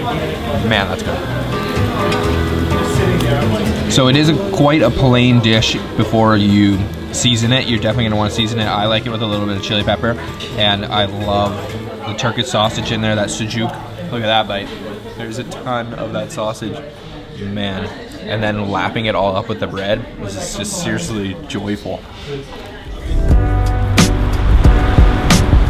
Turkish is one of those languages that is quite hard to pronounce, and the name of this palace is no exception, so I'm going to put it on the bottom of the screen here. And this is where the sultans moved after leaving the Topkapi Palace.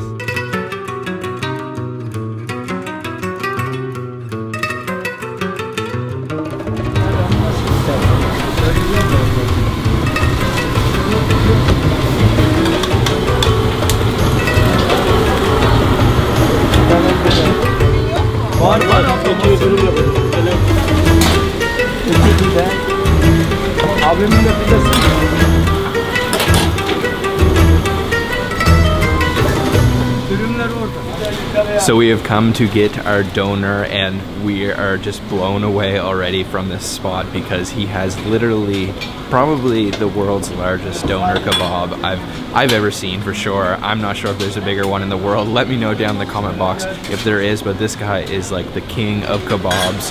He's got this huge vertical spit with all of that lamb meat roasting, and it just smells incredible. We ordered ours up. We ordered the kind, the pide kind, which is with this nice soft bread. There is tomatoes and peppers in there, but it's really all about that meat. So let me dig into this. This just looks too good.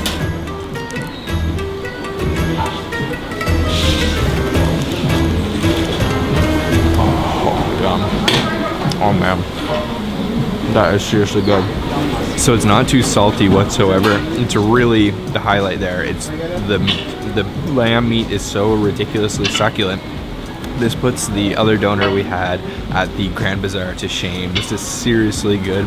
That massive lamb spit is just completely dripping with juices everywhere, and I love the bread that this is served in as well. And then a nice little vegetable, green pepper, tomato kick too. Let's go for one more bite. It is raining quite hard now here in Istanbul, but that doner kebab blew my mind. Seriously, that is worth the trip to Turkey alone. Definitely the best one I've ever had, and I'm guessing that's one of the best in all of Istanbul. So we are in an area that has a lot of good looking snacks. We spotted something else up the street, so we're gonna go try that right now.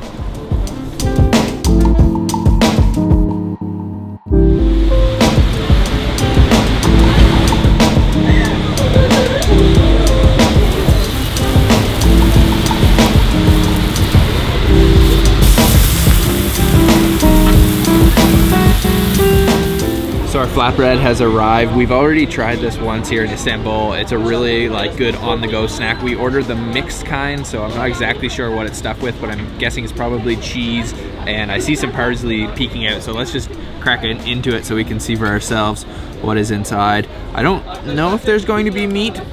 I don't really expect there to be meat, but potentially there is. But definitely cheese. I can smell the cheese. Oh yeah. Yeah, so it looks like just cheese and parsley, actually. A couple different types of cheese maybe. Look inside there. Oh man, look at that. I see also some onions, and it looks like some tomatoes. I don't know if there's potatoes in it. I don't think there's potatoes, just onions. Okay, I was wrong for sure. There is a ton of potatoes in there actually, and I don't think there's actually any onions. And it's kind of starchy. It's sort of like a potato flatbread. It kind of almost reminds me of like a paratha from India. It's very hearty, and I think it could be cooked a little bit longer because the outside isn't very crispy. Let's try the tea though. Yeah, this is gonna be filling, but let's keep going.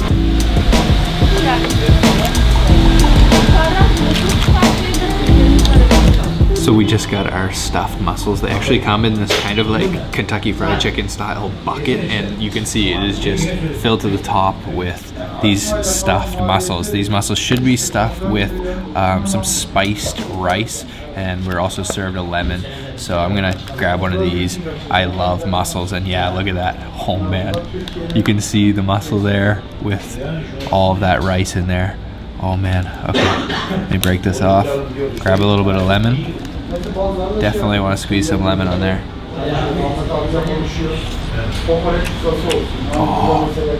Oh man, those are super soft, almost creamy. A little bit of sourness from that lemon.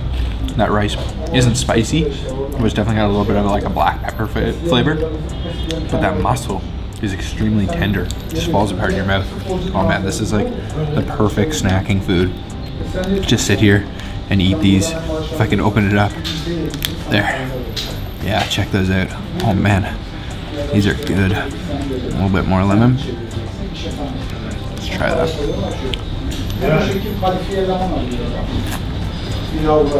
Oh man, these are perfect snacking food. I could go for a glass of beer right now. Small spoon, teaspoon. Yeah. Yeah.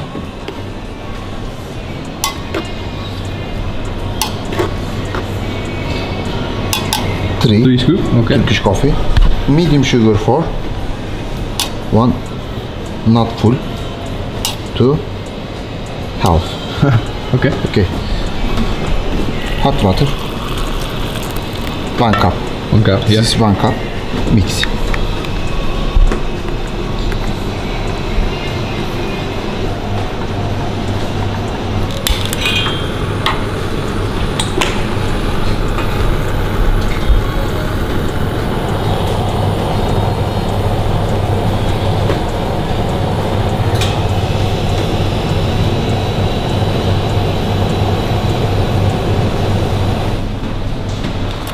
So for coffee today, we are at the most famous place to try traditional Turkish coffee. This place is called Manda Batmaz. This is a over 50-year-old cafe, and we just ordered up our beautiful cup of Turkish coffee. You can see there, it is the extremely thick, dark coffee, and the way that they make it is pretty unique. The owner actually just walked me through the steps. They mix in the coffee grinds, which are specifically ground to be Turkish coffee, and mixes it with the amount of sugar that you order. And you don't boil the coffee, you actually just bring it up to the right temperature, and they use it a special device that's like a little copper pot, handheld pot, that they use to cook it. So this looks like almost like the texture of like melted chocolate or mud. Oh man. Whew. Yeah, that'll wake you up in the morning for sure. That is really, really rich. It's kind of got a little bit of a bitterness and a little bit of an acidity too. I ordered mine with the medium sugar. It's not too sweet, but it is all about the texture. There's almost like little kind of sandy coffee grinds in there. It's almost gives it like a gritty texture, but very, very thick. Let me try one more drink. Oh man. So we have made it to the Egyptian spice market. This is similar to the Grand Bazaar, but a lot less touristy. It's also a lot smaller, and as the name suggests, they specialize in spices here. So as soon as you step into this really old building, since 1664, you just get a huge waft of spices, especially saffron, and it kind of spills into the outdoor. So we're in the indoor section now. We're gonna walk around, check it out.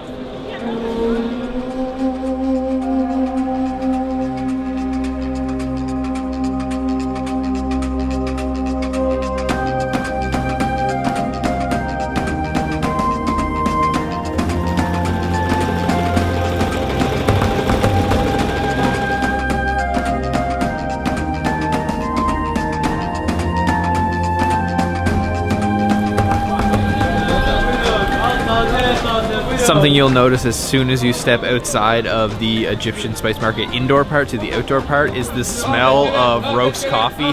There are some really famous coffee roasters that serve the Turkish coffee grinded beans to pretty much the whole of Turkey, and you can just smell this, like the smoky kind of chocolatey scent of that coffee in all of these little alleyways.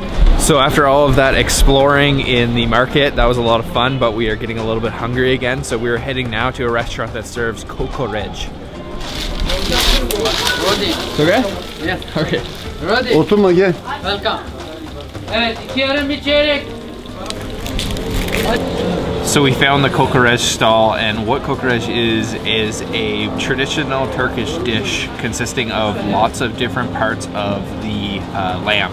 So there is the small intestine that is wrapped around all kinds of different intestinal organs like the heart, the liver, the lungs, the thymus gland, and that is all spiced and then put on a spit and then grilled. So I've ordered it up. It comes kind of in a sandwich here, and he heavily spices it with some chili flakes. Maybe it's a za'atar or just thyme, and then some salt. So you can see I've got my sandwich here. You can see all of those lamb intestines in there, and honestly it smells and looks a lot better once you have it in your hand than the way that it sounds me describing it right there. So let's try it out.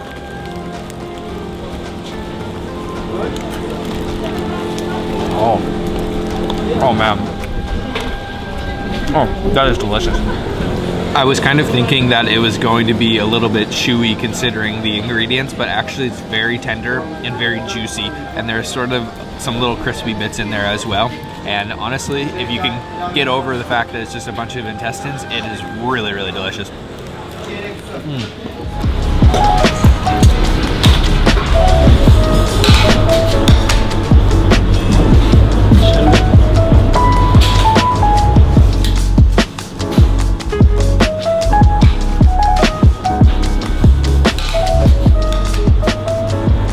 We are sitting down now at the breakfast restaurant, and we are having something that is one of my favorite Turkish foods, one of my favorite foods in the entire world, and that is kaymak. So this is it right here. It's clotted cream made with buffalo milk, completely smothered in honey. You can see that golden honey, and then you just put this on bread.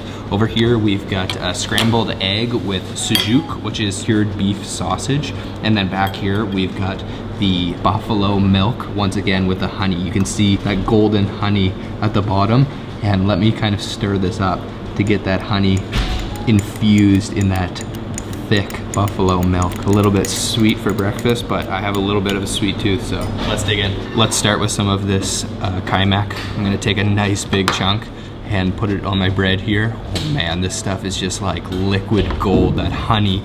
Get a little bit more honey here. It's really thick and dense. Look at that. Oh man, that is absolutely gorgeous.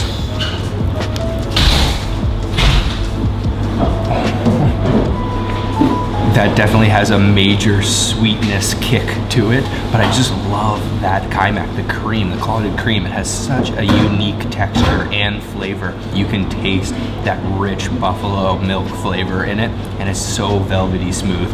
Okay, I gotta go out for one more little bit of this. This is seriously so good. And then just on bread, very plain, but very delicious with that high quality honey. So I'm gonna try this sucuk. It's almost like an omelet. It's sort of like half scrambled egg, half omelet. And you can see all of that sucuk on top. Quite thick slices of it too. I don't believe those eggs are seasoned with salt and pepper whatsoever, but really that flavor, it's all coming from the sucuk. It's got sort of like a beefy, a little bit salty savoriness to it. So the one thing that I've never tried on the table here is this buffalo milk, pure buffalo milk, fresh buffalo milk with the honey, and it is served like piping hot. It should be good.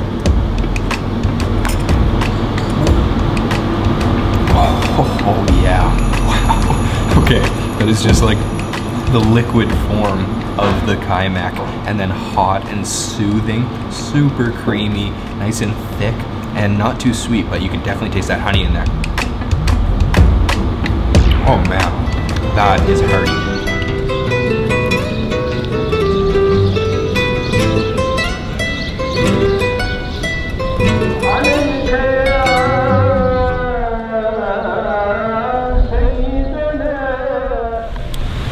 behind me you can see the Hagia Sophia, one of the major tourist attractions here in Istanbul. It's right across from the Blue Mosque, and this whole area is very picturesque, very beautiful, but very touristy.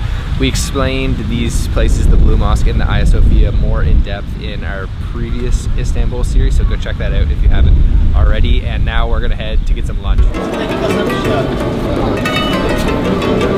The best donor in Istanbul, right? Yeah. Yeah.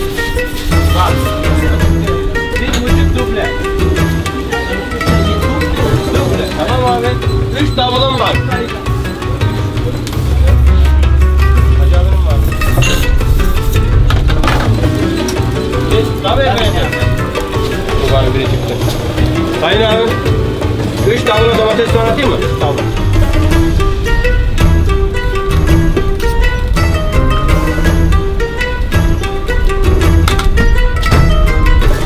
Thank you. Okay, we have our double meat doner. You can see there is onions, a mixture of onions with some tomatoes. We've got hot peppers, and I think they put a little bit of chili flakes on there. I think those onions are spiced with some other spices, maybe sumac, and you can see all that beautiful meat. And they're actually using gas powered here, so I'm not sure if that's because they want to just pump them out faster for all of the tourists, because there is a huge line outside. Well, not just tourists and locals, because this is seriously good. And we also ordered the pide, which is this special type of bread here. It's sort of like a flat bread, and it's quite thick, you can see.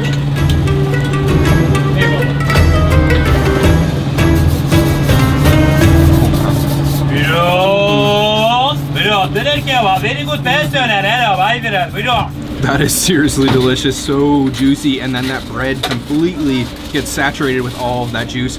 There's some hot peppers in there, so there's definitely a spicy kick. This is all pure beef and just extremely juicy. Check that out. We got the double meat, so this is definitely heavy, but you can get single meat, which is only 28 lira. This is so good.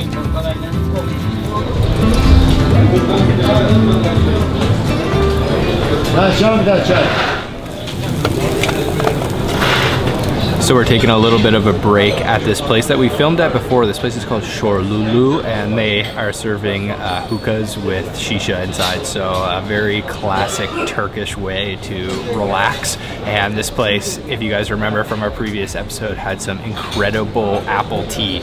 So we've got our apple tea right here, which is basically like dried apple, and they mix quite a bit of sugar in with it. And I'm not exactly sure what else they do, but this stuff is seriously addicting, and I've been waiting to have it for a long time, so let's try it. Oh yeah, it's almost just like very hot apple juice. It's very sour and a little bit sweet. You can see there's quite a bit of sugar in the bottom. I haven't stirred it up enough, but honestly I think it's sweet enough for me. Oh man, that's so good.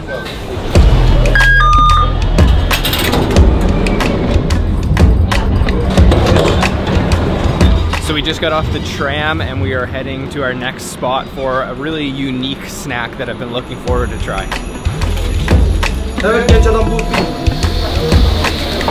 Hello, just one. The chicken Spicy? No spicy? Spicy is okay. Spicy? Yeah.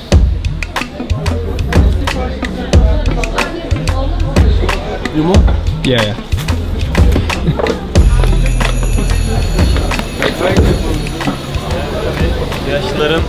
Here I have another one of the many variations of durum, which is just a wrap here in Turkey, but this one is very unique. You can see the filling. It is called shig kofte, and what that actually means is raw meatball. So traditionally this is a dish that is served raw meat. And nowadays though, because of health standards, it has been turned into a vegetarian option. So actually this mixture is made with cracked wheat, some tomato paste, and tons of spices. He also puts a little bit of lettuce in there, and then a ton of lemon juice, and also a pomegranate vinaigrette. So it looks really interesting. It's very thick and heavy, and for only 5 lira, this is quite a good deal. So let me try it out here.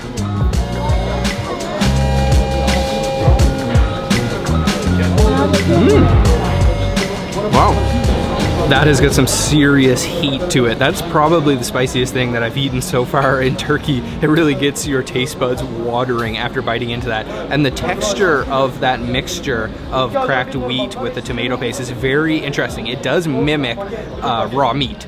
So it's got a little bit of sort of creaminess and then also some little bits like kind of granule, and the pomegranate vinaigrette that he puts on top is I think where that spiciness is coming from, because he asked me if I wanted that or not and he put quite a bit on, and it's got a little bit of a fruity kick to it too. Fresh crunch from the lettuce and nice little sourness from the lemon. It's pretty good. Definitely a unique dish that I'm happy that I tried, but I can't say it's my favorite. It's just, I don't know, it's missing something, but I guess it's a good vegetarian option. So there's this park near here that we're gonna go check out now.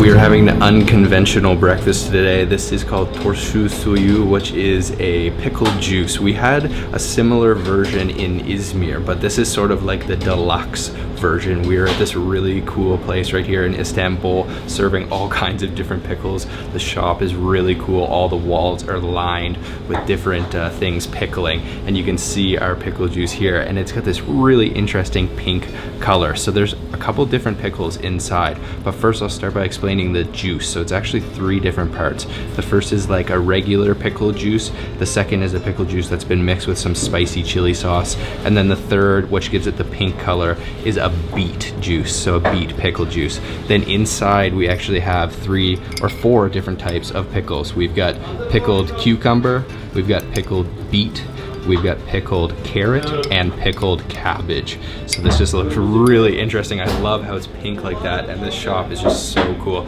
So let's try it out.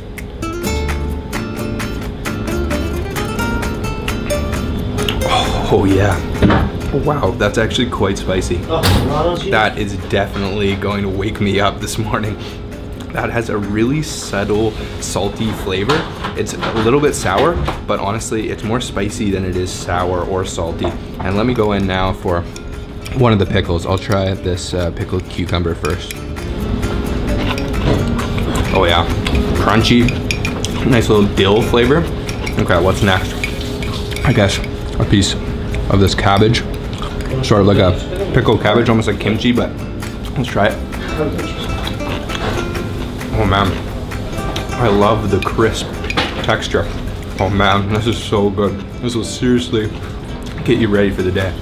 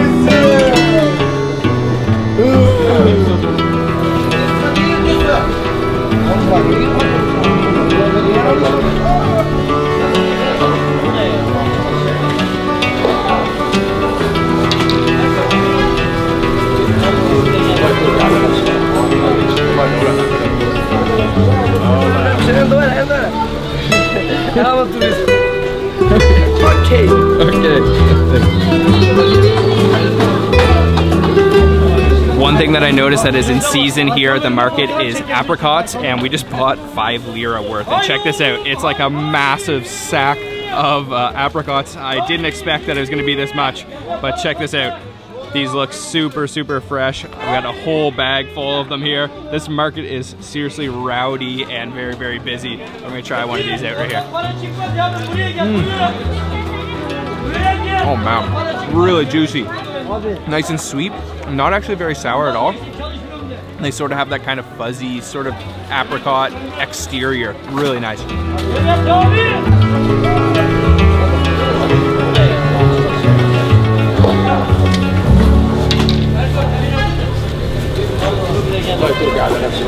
So this market that we are at is a once weekly market on Sundays. It is popular for shopping. There's all kinds of different things to buy, but also lots of fresh vegetables and fruit, of course. There's something special, very magical feeling about a Turkish market. There's just such a diversity of different things to buy, all kinds of friendly people, all kinds of incredible smells. I just love it here. One of my reasons walking through these markets is one of my favorite things to do when filming is because the people are just always so friendly here. They always love the camera and want their picture taken, which is really good for us, and it just makes us feel very welcome.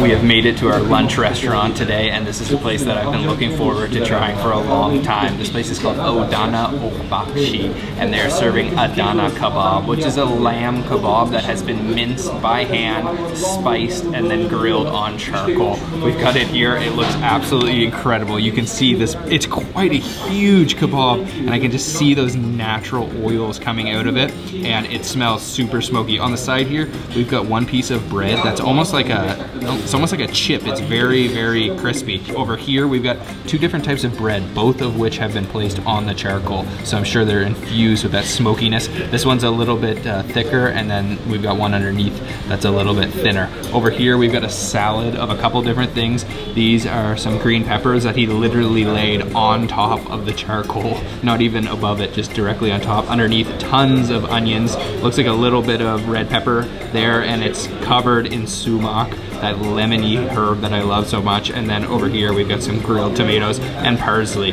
So this just looks absolutely incredible. My mouth is watering, so I am totally ready to dig into this. I'm gonna start with this bread under here. It's more of a thin bread, almost like the durum that you get here in Turkey. And I'm gonna grab, a little bit of the Adana kebab. Oh man, it smells ridiculously good. And just check out that bite. Oh yeah, let's try.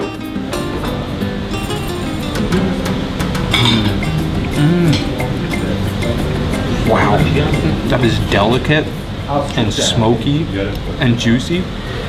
Wow, it's got a lot more of a delicate texture than I thought. I thought it was going to be sort of chewy and more dense, but it's really fall apart in your mouth. And it's a little bit spicy too. I can feel that spice building. Oh, let's chase that down with some of this sumac onions, and maybe I'll grab a tomato too, some of these onions, and I'll just mix it all together here. Grab some kebab and just check out how juicy that is. It's literally oozing with juice. Look at all that. Oh man. Okay, let's get some tomato, some onions, and some kebab. Let's try that.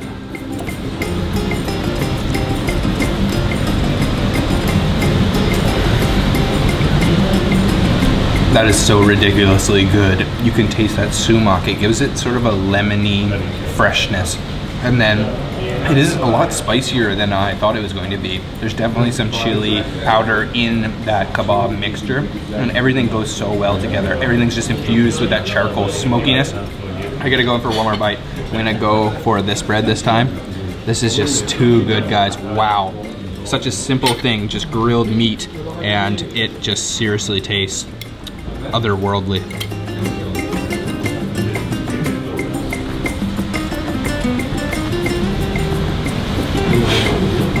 Oh man, yes. So some local saw us eating, and they just gave us a really good tip. They said to take this flatbread and actually put it on top of the meat and close it up so that it stays warm. So you can kind of leave it underneath there until you're ready to eat it again. That was an insanely good kebab. Kebabs here in Turkey come in all shapes and forms and flavors, and I would have to say that that's probably the best one I've ever had. It was just out of this world delicious, super juicy and smoky, really friendly owners too. So it is definitely dessert time now.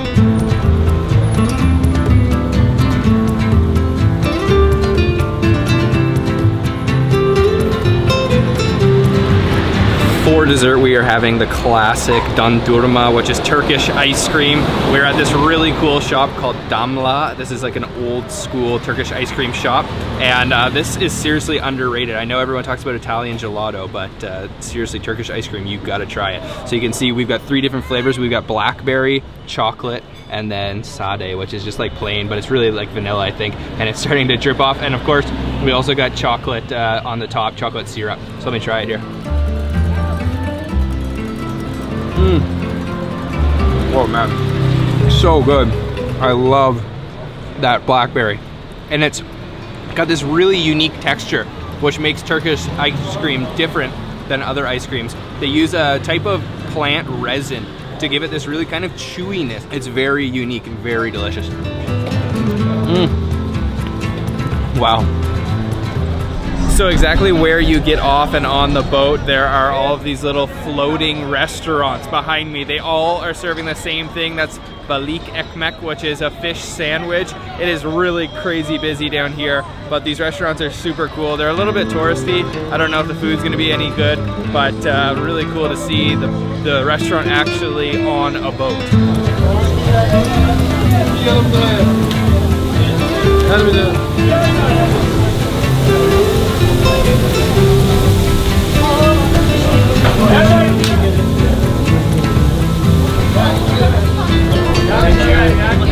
We are sitting down at our last restaurant for the day. We have the balik ekmek, which is the fish sandwich, and these restaurants are super cool. There's 3 of them right on the other side of the Galata Bridge, and they're all built on a boat. So you can kind of see maybe behind me here, they're actually floating. So these guys are serious chefs. They have to work in some adverse conditions, and this is quite a touristy spot, so I don't know if this is gonna be any good. As you can see here, we've got, it's like a huge piece of bread, a massive half a loaf of bread. There's an onion and lettuce mixture, and then underneath that grilled fish, which I believe looks to be mackerel. There's also some lemon juice on here, on the table, so I'm gonna definitely load quite a bit of that into there. And also there's some salt. I might go for a little bit of salt. And yeah, let's try this out.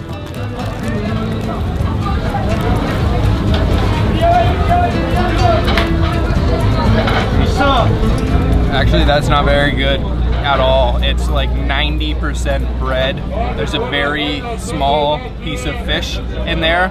The fish is completely full of bones, and it's a really fishy flavor. Maybe not so fresh. I can't really taste the onions or the lettuce, and at 15 lira, it's not very good of a deal. It's basically just a massive piece of bread. I'm gonna put some extra lemon juice on top, and yeah, that's a little bit disappointing. Something that's a little disappointing to see is that all 3 of these restaurants are completely packed out with mainly tourists, and you can probably walk 1-2 minutes down the street and get something else that's a lot better for a better price and not be hassled by all these people trying to sell you stuff.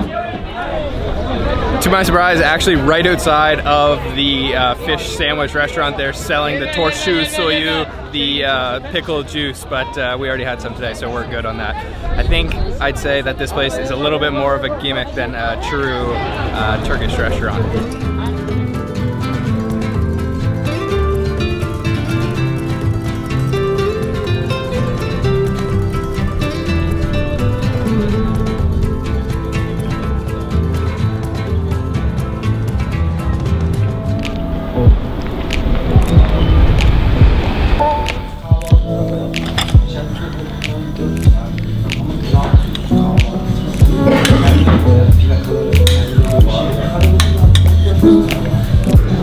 Are you alright, sir? I'm alright. Are you? Oh, beautiful.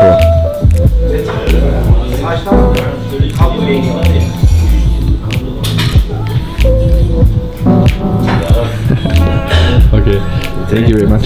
So for breakfast today, we have come to have kaymak, which is like a clotted cream. We are at a restaurant that is specializing in this particular dish. And what makes this restaurant really unique is the owner of this restaurant actually has his own farm of water buffalo. And he uses the milk from these water buffalo to make this, the kaymak. So you can see this nice white dollop of clotted cream here in the middle. It just looks so, so good. And then completely smothered in honey. So all around that is some really good quality honey. And this is, we tried this yesterday for breakfast and it just blew my mind. So I'm really excited to try a place that's specializing in this.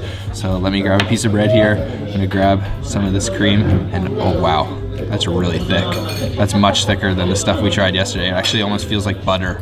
My spoon. I'll put a little bit of this on my bread here and get some honey. Oh man, look at that golden honey. It's liquid gold.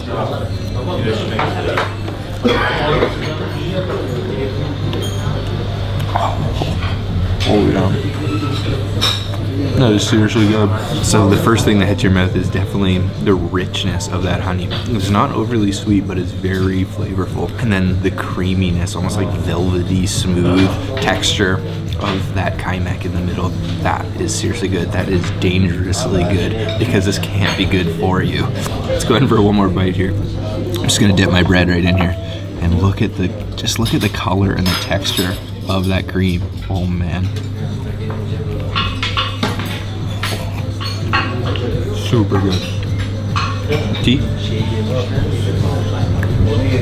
Oh, perfect way to start the day. So the owner just gave us a different type of bread. This is called simit. It's almost like a bagel and it's covered in toasted sesame seeds. So I'm gonna break a little piece of this off and you can probably tell down here that we ordered a brand new batch of the kaymak. It was just too good. Really what makes this so good, and you can just taste the difference, is from the texture of this cream. It's just ridiculously velvety smooth, and the honey is quite sweet for breakfast, but I just can't get enough of it. It's too good.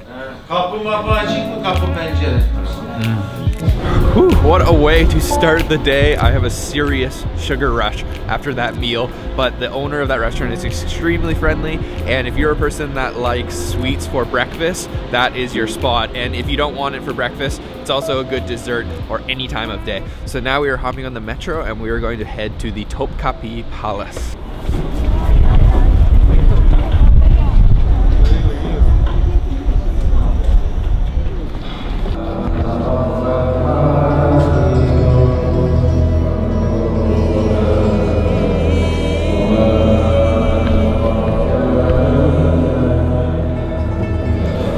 So we are working our way through this massive complex. There are 4 different courtyards, and each courtyard has several chambers, and each chamber is sort of like a museum exhibit. This place is huge. You could spend all day here. And some of the main highlights that we saw were the skeletal arm of the prophet John, and also the staff of Moses, the beard hair of the prophet Muhammad. So there is a lot of really important religious relics here, but no pictures allowed in most places in here. So I think we are finished. It's quite busy here, but because it's so big, it doesn't really feel crowded. And like I said, you could spend all day here, but we are getting hungry, so we're gonna head to get some lunch now.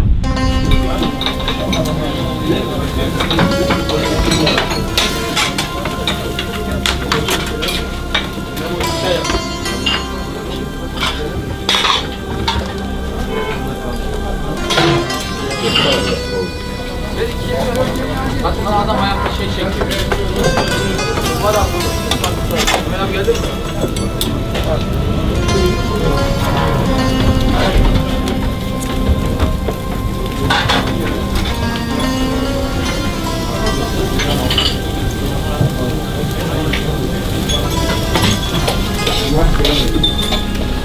Sorry? Oh, thank you. Looks like John. Evet, şimdi tamam. Şimdi yine öyle. Good. Yeah.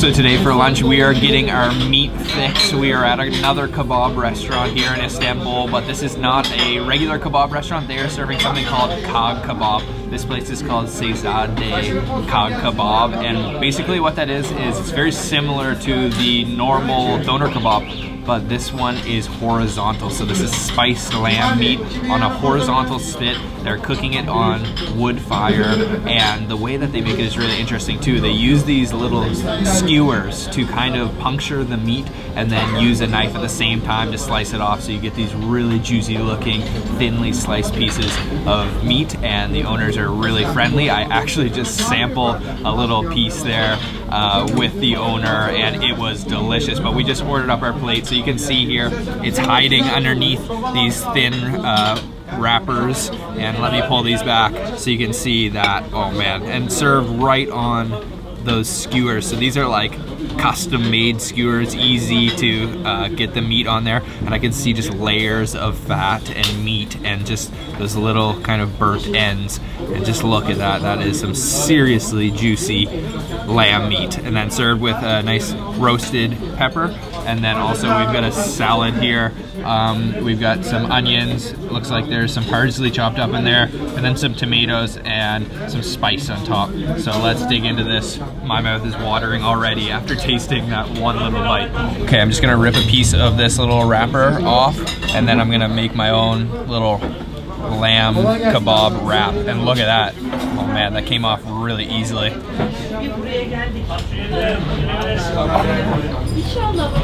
Oh, that's so good. Oh, that's so good. That is seriously one of the juiciest meats I've ever tasted. Completely liquefies in your mouth. It's just got a natural lamb flavor.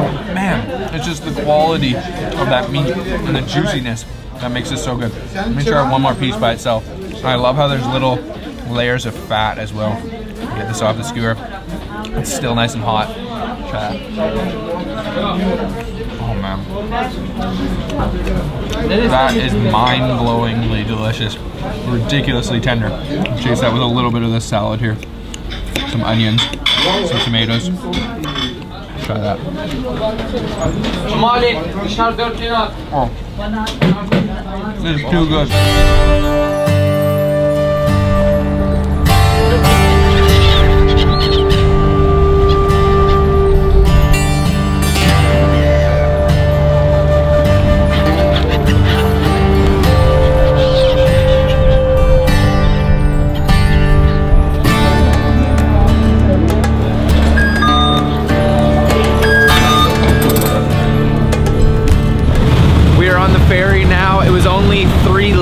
To get on, and this is actually quite a comfortable ferry. There's all kinds of seats. You can stay outdoors or you can stay indoors. We are just on the back of the ferry checking out all the seagulls kind of chasing the boat. It is really beautiful, quite windy, but it is seriously gorgeous views of the Bosphorus River.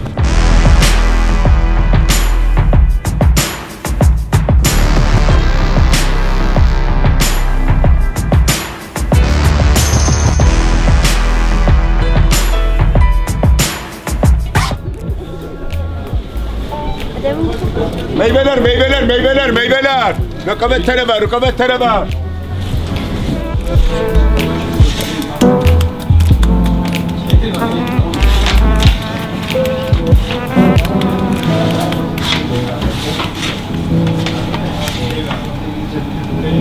Sen 2 mi vardı Osman? Evet usta, 2 tabaktan mıydı?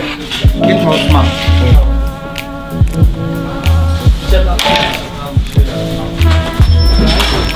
Aşağında tekim vardı, tegacım vardı. Evet. Bir de Türk mü var Osman?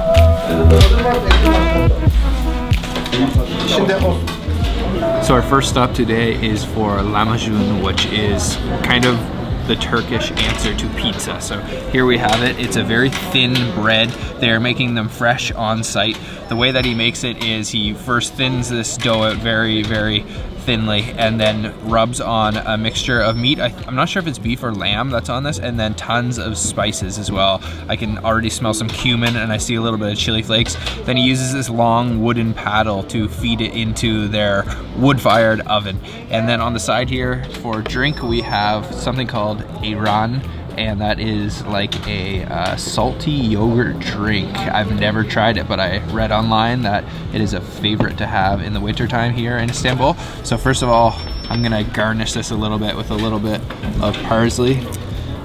Just kind of sprinkle that on here, and then also some lemon juice. And this, I can tell, is hot and fresh. I just watched them pull it out of the oven. So put a little bit of lemon on there, and let's dig into that. So I'm just gonna fold this in half, or maybe fold it 3 times. And man, that feels super crispy. Let's try that out.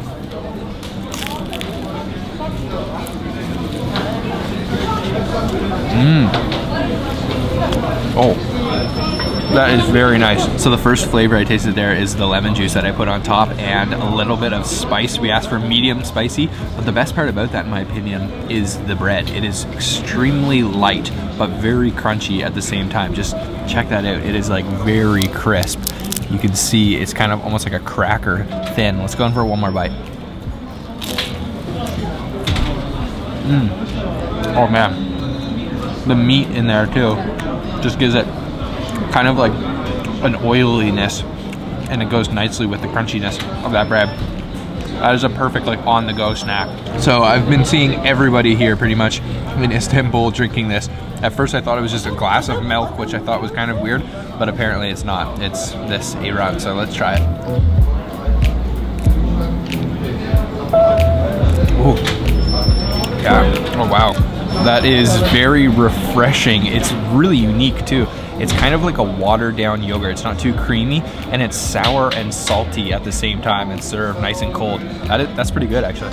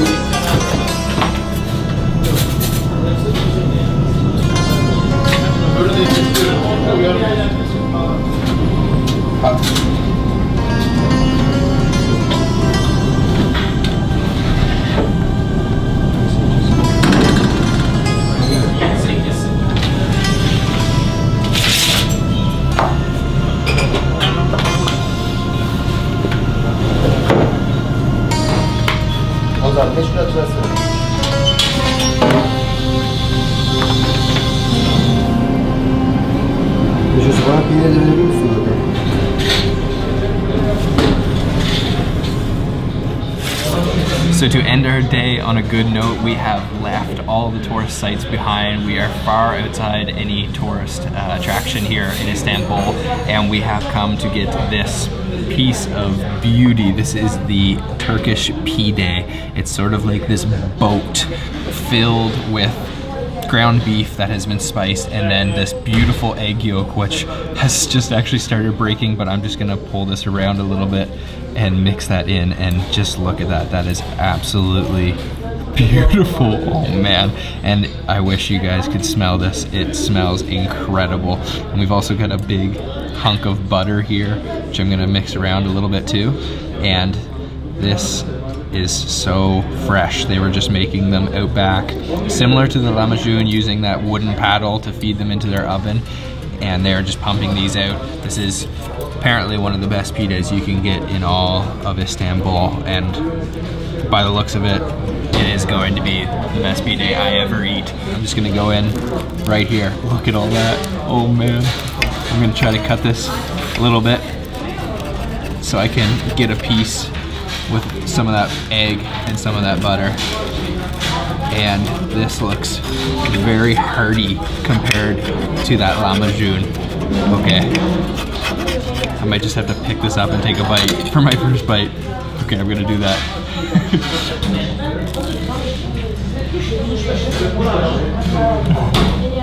that just coats your entire mouth. The butter, the egg, the oily ground beef, and then that crisp, hearty bread holding it all together. Man, that just completely coated my mouth. Almost like umami. Let me go in for one more bite. I know I'm supposed to cut this up and eat it properly, but can't wait, it's too good.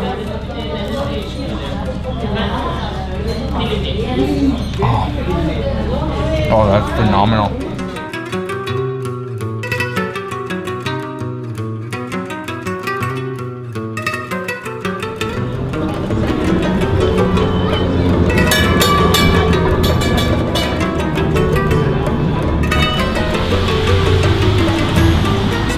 Down at breakfast now. This is Turkish style breakfast, and this type of food comes from the city of Van, which is in the east of Turkey on the Iranian border, and we just have a massive spread of delicious looking dishes. So let me try to introduce everything to you. We've got a red pepper paste. I don't believe it's going to be spicy. Over here we've got some half-boiled eggs. This is a tahini, which is a sesame paste.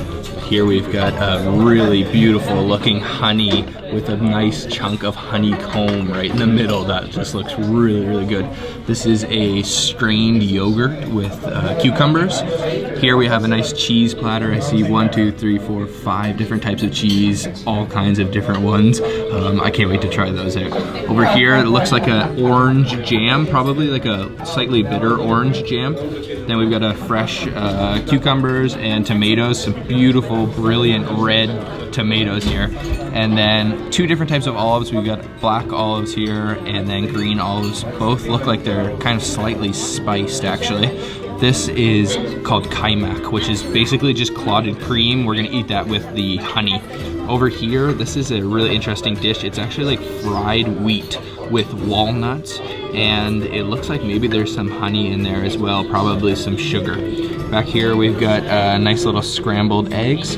This, I'm not totally sure what it is, but to me it looks like it's like a pickled plum, but we'll have to try it to find out. And then of course we've got a nice cup of chai, and then a beautiful massive basket of bread. I see some multigrain white bread and then another type of bread on top here. So just a huge spread of food. I don't even know where to begin, but let's dig in. So I've got a piece of bread here, and I'm gonna grab some of this kaymak, the clotted cream, spread a little bit on my bread here. And that just looks super silky smooth, maybe a little bit more. And then I'm gonna go in for some honey on top of that. Try to get a little piece of this honeycomb if I can. Get lots of that honey. Oh man, that stuff looks good. All right, a little bit more. That is gonna be sweet.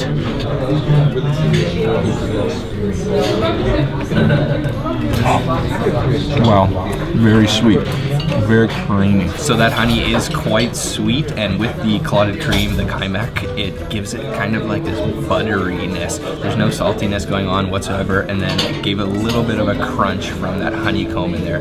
You can tell that that honey is really high quality, and I'm definitely gonna chase that with a little bit of chai here.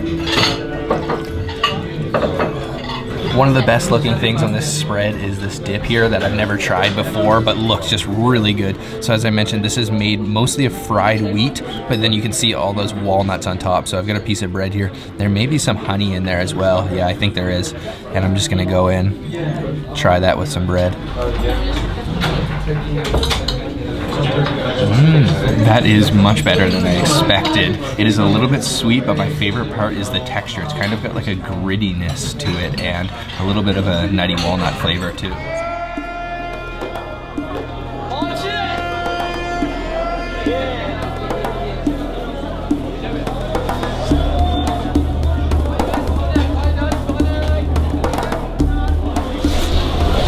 So we are here at the market now. It is pouring rain outside, but luckily it is covered in here. This place already looks super cool. I see all kinds of fresh fruits and vegetables, all kinds of olives, spices, everything, pickles. It just looks really cool. So we're gonna walk around a little bit and explore. So we're on the second floor of the market now. It's mostly clothing up here, lots of shopping options, but we do see a couple little restaurants, so we're gonna check one of those out right now.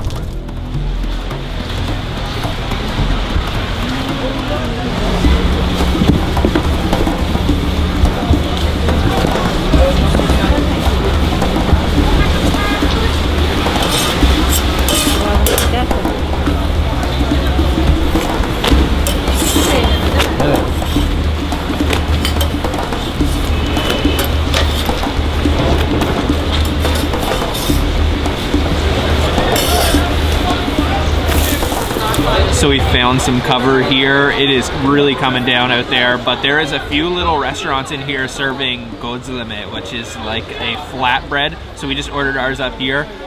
This one we ordered with spiced lamb meat and also cheese. So you can see there's some cheese in there, some white cheese, and this just looks good. We definitely need something to warm up on this cold day here in Istanbul. So let's try the gözleme.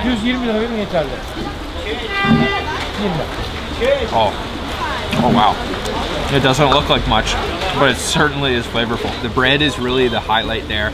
It's kind of crispy, but at the same time, it has an elasticity to it. The cheese is a little bit salty, and then there's some nice spices going on with that lamb meat there. It gives it sort of a meaty sustenance to it. I'm gonna go in for one more bite here.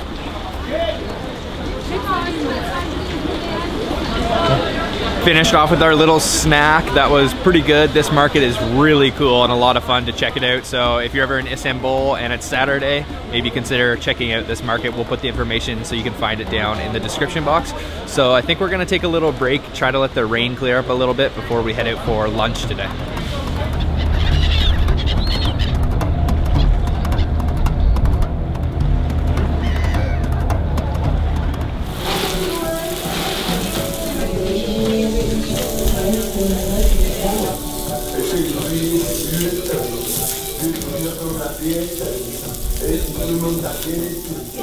So for lunch today, we are having a famous Turkish dish called kofte. We are at a restaurant called Köfteci Hüseyin. This is a really local joint, very small, but I've heard that they serve the best kofte in all of Istanbul. So here you can see our kofte, which are very simple dish. It's just basically a beef hamburger, almost like a slider, but these are spiced beef and they look super, super juicy. Just check that out. And then over here we have a little bit of onions, some red cabbage, and then a sauce. And then back here we've also ordered up a salad, which is again onions, red cabbage, and then some cilantro. And then underneath there you can see there's some beans. I'm just gonna squeeze this lemon on top here before I try the salad. And oh man, this smells really good. I can smell those kofte, but first I'm gonna try a little bit of salad. Let me try to get everything in one bite. Let's try that.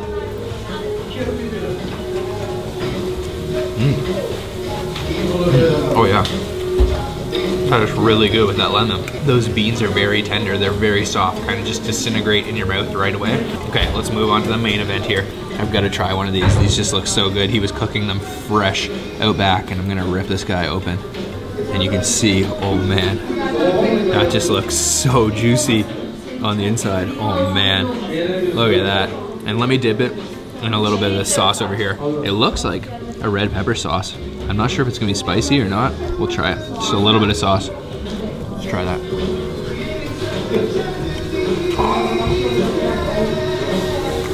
Oh man. I think there might be maybe a little bit of flour mixed into that beef mixture because it kind of feels a little bit doughy, and that sauce was actually surprisingly spicy. Probably the spiciest thing we've eaten so far in Istanbul, but man, the highlight to that kofte is just the juiciness and the just perfect tenderness of that beef. A little bit of sauce again. Ooh, that sauce has actually got a little bit of kick to it.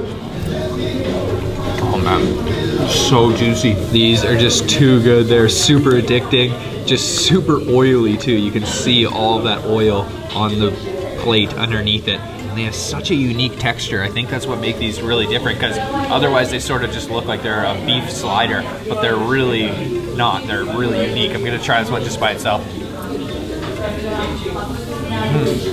Oh man, it just doesn't crumble the same way that beef does. And it's got a little bit of a crispy edge on the top. Really soft, really juicy. Good. Oh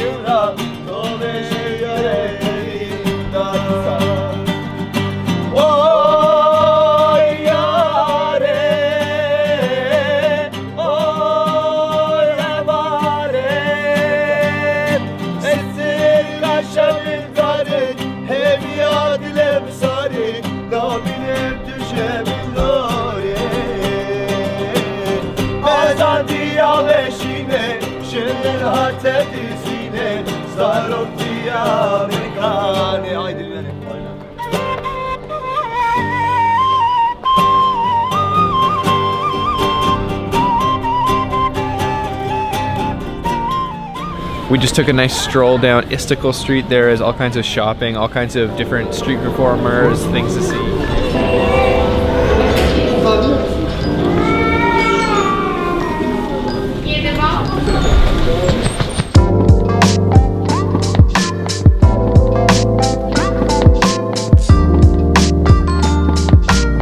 On top of the Galata Tower now. This is 183 feet tall. You can get these incredible views over the Bosphorus, the river here in Istanbul, and also just the whole city.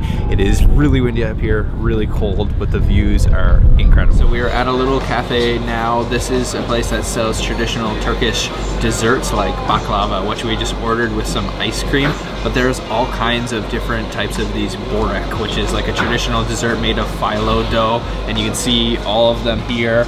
They just look super good. All kinds of different nuts, like I see some almonds here, lots with pistachios. And the reason we decided to come into this place was because there's literally a mountain of desserts right in the front window. You can see behind me here, and it looks super cool. So we've got our dessert here. You can see this is a pistachio baklava. It's got that phyllo dough, multi-layers, very, very thin layers of dough on top. Tons of those green pistachios, and then there should be quite a bit of syrup mixed in there too. So let me kind of break this in half. Oh man, you can hear all those crispy layers of phyllo. And there, look inside. Beautiful little piece of baklava, famous Turkish dessert. Let's go in for this piece here.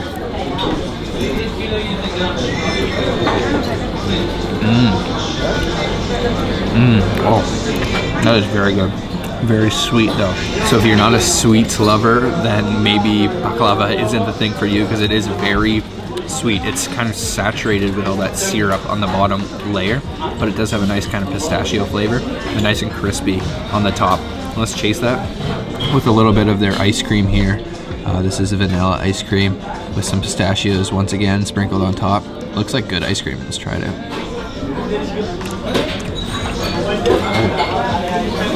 Oh man, that is velvety, smooth, nice vanilla flavor.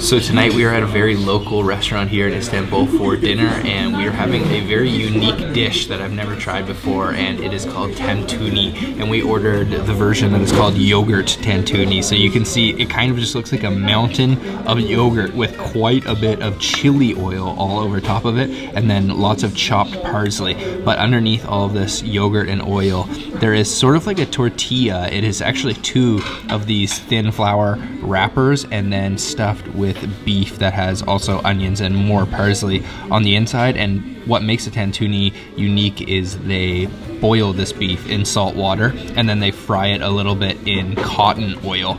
So we ordered up, as I mentioned, the yogurt kind. This just looks like such a little scrumptious bite, so let's try this out.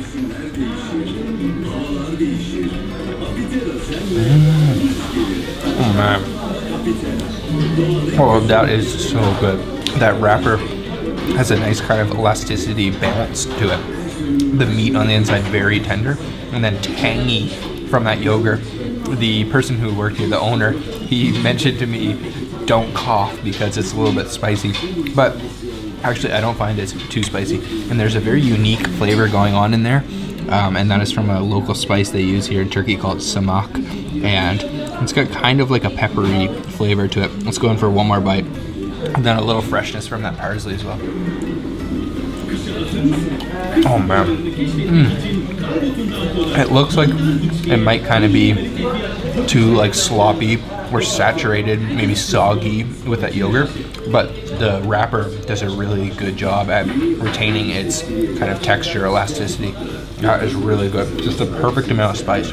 So I was a little bit caught off guard and a little bit skeptic by the amount of sauce that was on top of this. I thought it was going to be very soggy, but it is not at all. This honestly might be the best thing that I've tried in Turkey so far.